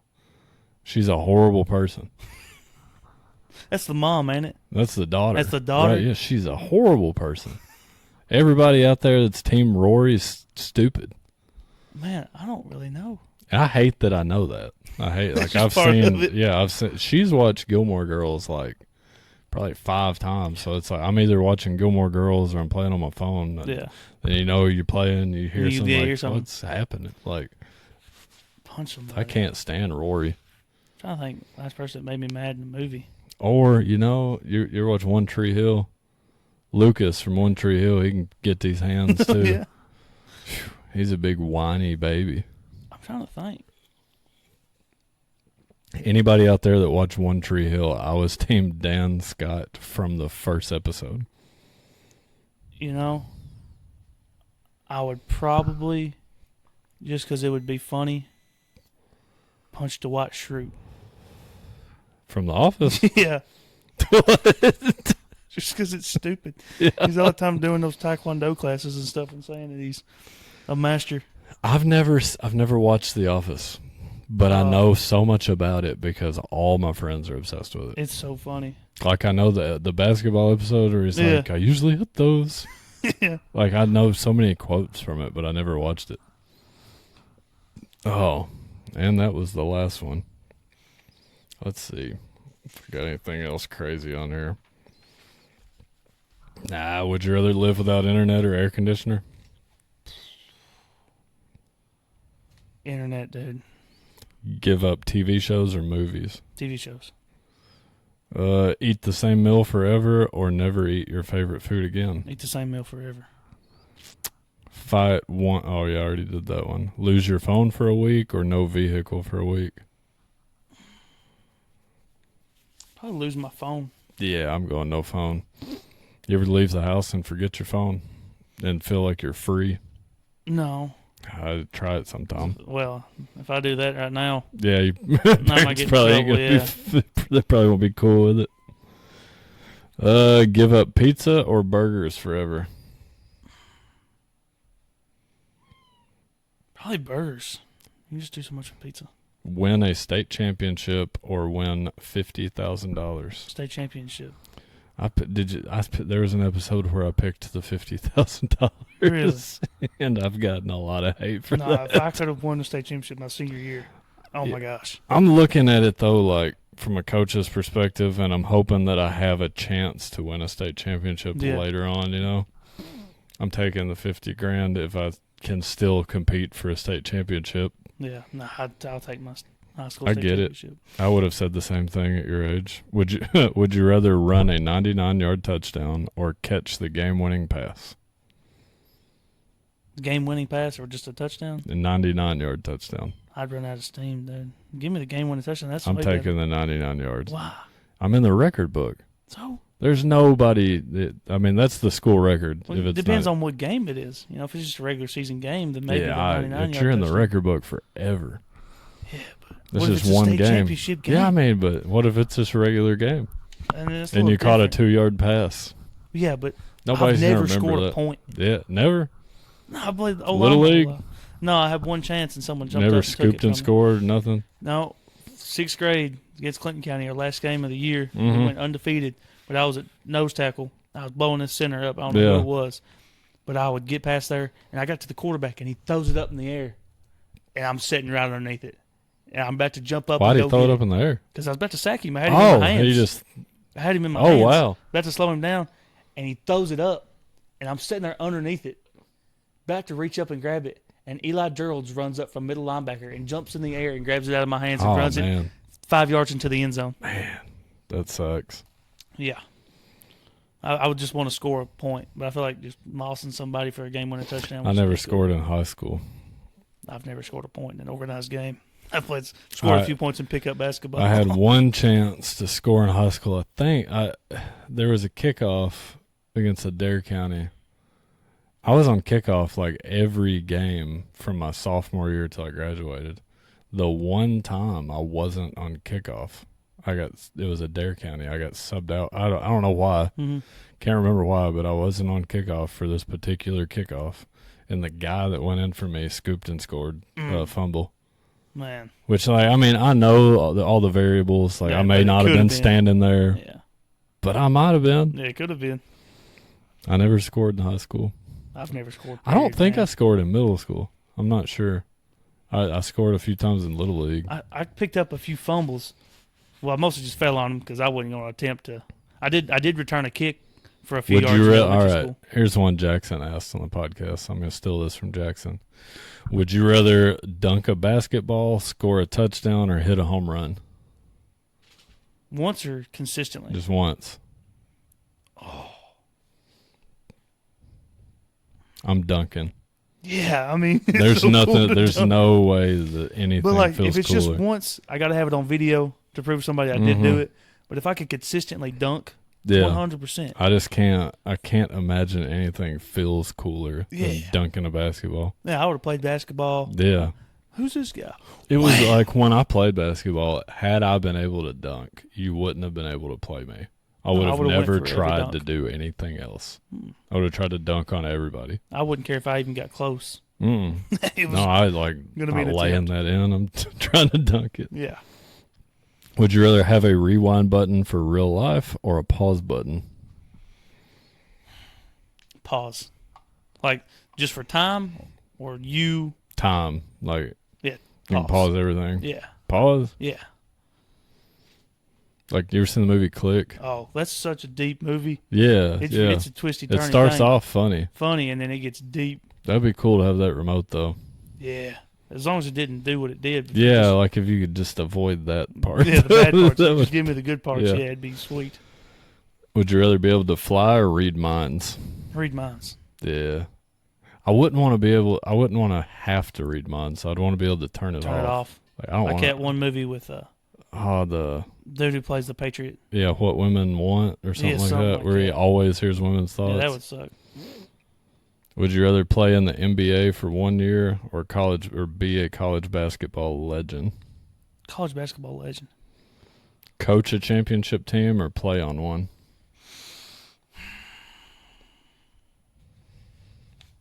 Man. It's a little bit tougher. I'd say as of right now, I'd rather play on one. Yeah. But I've been coaching for 7 years, and I'd rather play on one. Yeah, it would be cool to coach one, though. It's not. It'd be cool. Yeah, it'd be cool. Nothing replace like coaching is the closest I'm ever gonna get to it. Yeah. Never gonna get that feeling of lacing it up. Like that last time you put shoulder pads on, you never put them on again. Football is not like all the other sports. You can't just pick up and go play 11-on-11 football. You can play pickup basketball. You can play golf anytime. Tennis. Mm-hmm. I mean, even there's baseball. You can play slow pitch softball. Or you go to these bigger cities, they've got men's baseball leagues. And I watch plenty. There are. If you're watching the 37U football, man, like I don't think I could ever bring myself to do that. No, it's embarrassing. Yeah. Those guys everybody's laughing at you. Mm-hmm. And then you got sorry if anybody out there's doing 7-on-7 with the flags and they're going crazy. Oh, I've got I know some people that take flag football very seriously, and it's just not the same. No way. There's never there's no imposing your will. Even if we go play 37U football, you're not. You show up on Saturday. You're not playing cream of the crop athletes. You're not proving anything. No. And then what happens? You tear your ACL, and now you got to go to work on Monday. Yeah. You can't do that. Never watch college football again, or never watch NFL again. Oh. I'm picking. I'm never watching the NFL. No. You'd rather watch NFL? No. There's something about college football and the college rivalries. Football especially. It's turning into something else, though. Yeah. They're trying to turn it into the NFL. If I had the chance between watching a Sunday game or an SEC night game, it's not a question. SEC night game. Yeah, it's not a question. The crowd, the environments. When the camera shakes in an SEC game after something crazy, you don't have that in the NFL. Yeah. Plus the stadium. I've never been to an NFL game, so I can't really speak on the atmosphere, but I don't feel like it's the same. I got to watch Beast Mode. Oh man. Yeah. Where'd you watch him? Went to watch him play at the Cincinnati Bengals when I was in third grade. I can remember you being a big. I can remember you when you were little being a Seattle fan. I mean, that was still Legion of Boom. You still pull for the Seahawks, or a little bit, but man, after Marshawn Lynch was gone, and then Cam Chancellor was gone, it was just kind of hard. I quit watching football for a long time after they threw that interception. In Pete Carroll's never going to outlive that. No. Super Bowl either. That one hurt me. I was a big fan. Why? You have the most dominant running back in a long time. I don't. And you have two other tries after that. It was just second down. And then, man, you make that decision, and you got to sit there and watch them interview Marshawn Lynch, who is fuming that he didn't just get the ball. Yeah. That cat has clawed my leg. So I watched them. I watched the Seahawks versus the Bengals when Andy Dalton was playing. They ended up losing, sadly. And then I went and watched the Green Bay Packers versus the Titans at Titans. And I was rooting for the Packers. I think they might have lost, but Aaron Rodgers scrambled for 30-yard touchdown and trucked the dude in the end zone, and it became a fight in the back of the end zone. I remember that game. I was there. It was fun. It was pretty cool. I'm a Packers fan. And then I've been to a couple UK games, and I got to go a few years ago to an Alabama game watching Jalen Milroe. I bet that was crazy. Yeah, against Vanderbilt. How loud is it there? It's insane. And it was just a Vanderbilt game back when they wasn't even that good. But the atmosphere is crazy. I feel like NIL is about to change Vanderbilt. They're about to be. Did you see where Diego Pavia got let go from the Ravens? I saw a bunch of AI videos of Lamar Jackson throwing him off a skyscraper too. Man, I like Pavia. But if you're in college for 8 years, you're probably not an NFL quarterback. $2 million though. I mean, I would stay too. Yeah, I'm saying I think he knew that. That's why he stayed so long. Yeah, if you were in college for 8 years, you probably don't belong in the NFL. No, there's a reason you were in college for 8 years. Stetson Bennett, is that him? Yeah. Yeah, he was at Georgia for forever. He fits the mold of an NFL quarterback more than Pavia. Yeah. whose system does Pavia fit into? Nobody. He's 5'9". Yeah, I mean Drew Brees got it done, but he's a little different. He had a little different skill set and mindset. And Pavia is like a great value. Johnny Manziel. Oh well, we're running up on 9:30 now. I guess we'll start wrapping this up. I appreciate you coming on. Thank you. It was a good time. Look forward to keeping up with you at Union, and look forward to working with you this next week in practice. We do need to sit down together sometime and look at some block schemes. But appreciate you coming down. I enjoyed it. I hope you had a good time. I did. And we'll see y'all next time.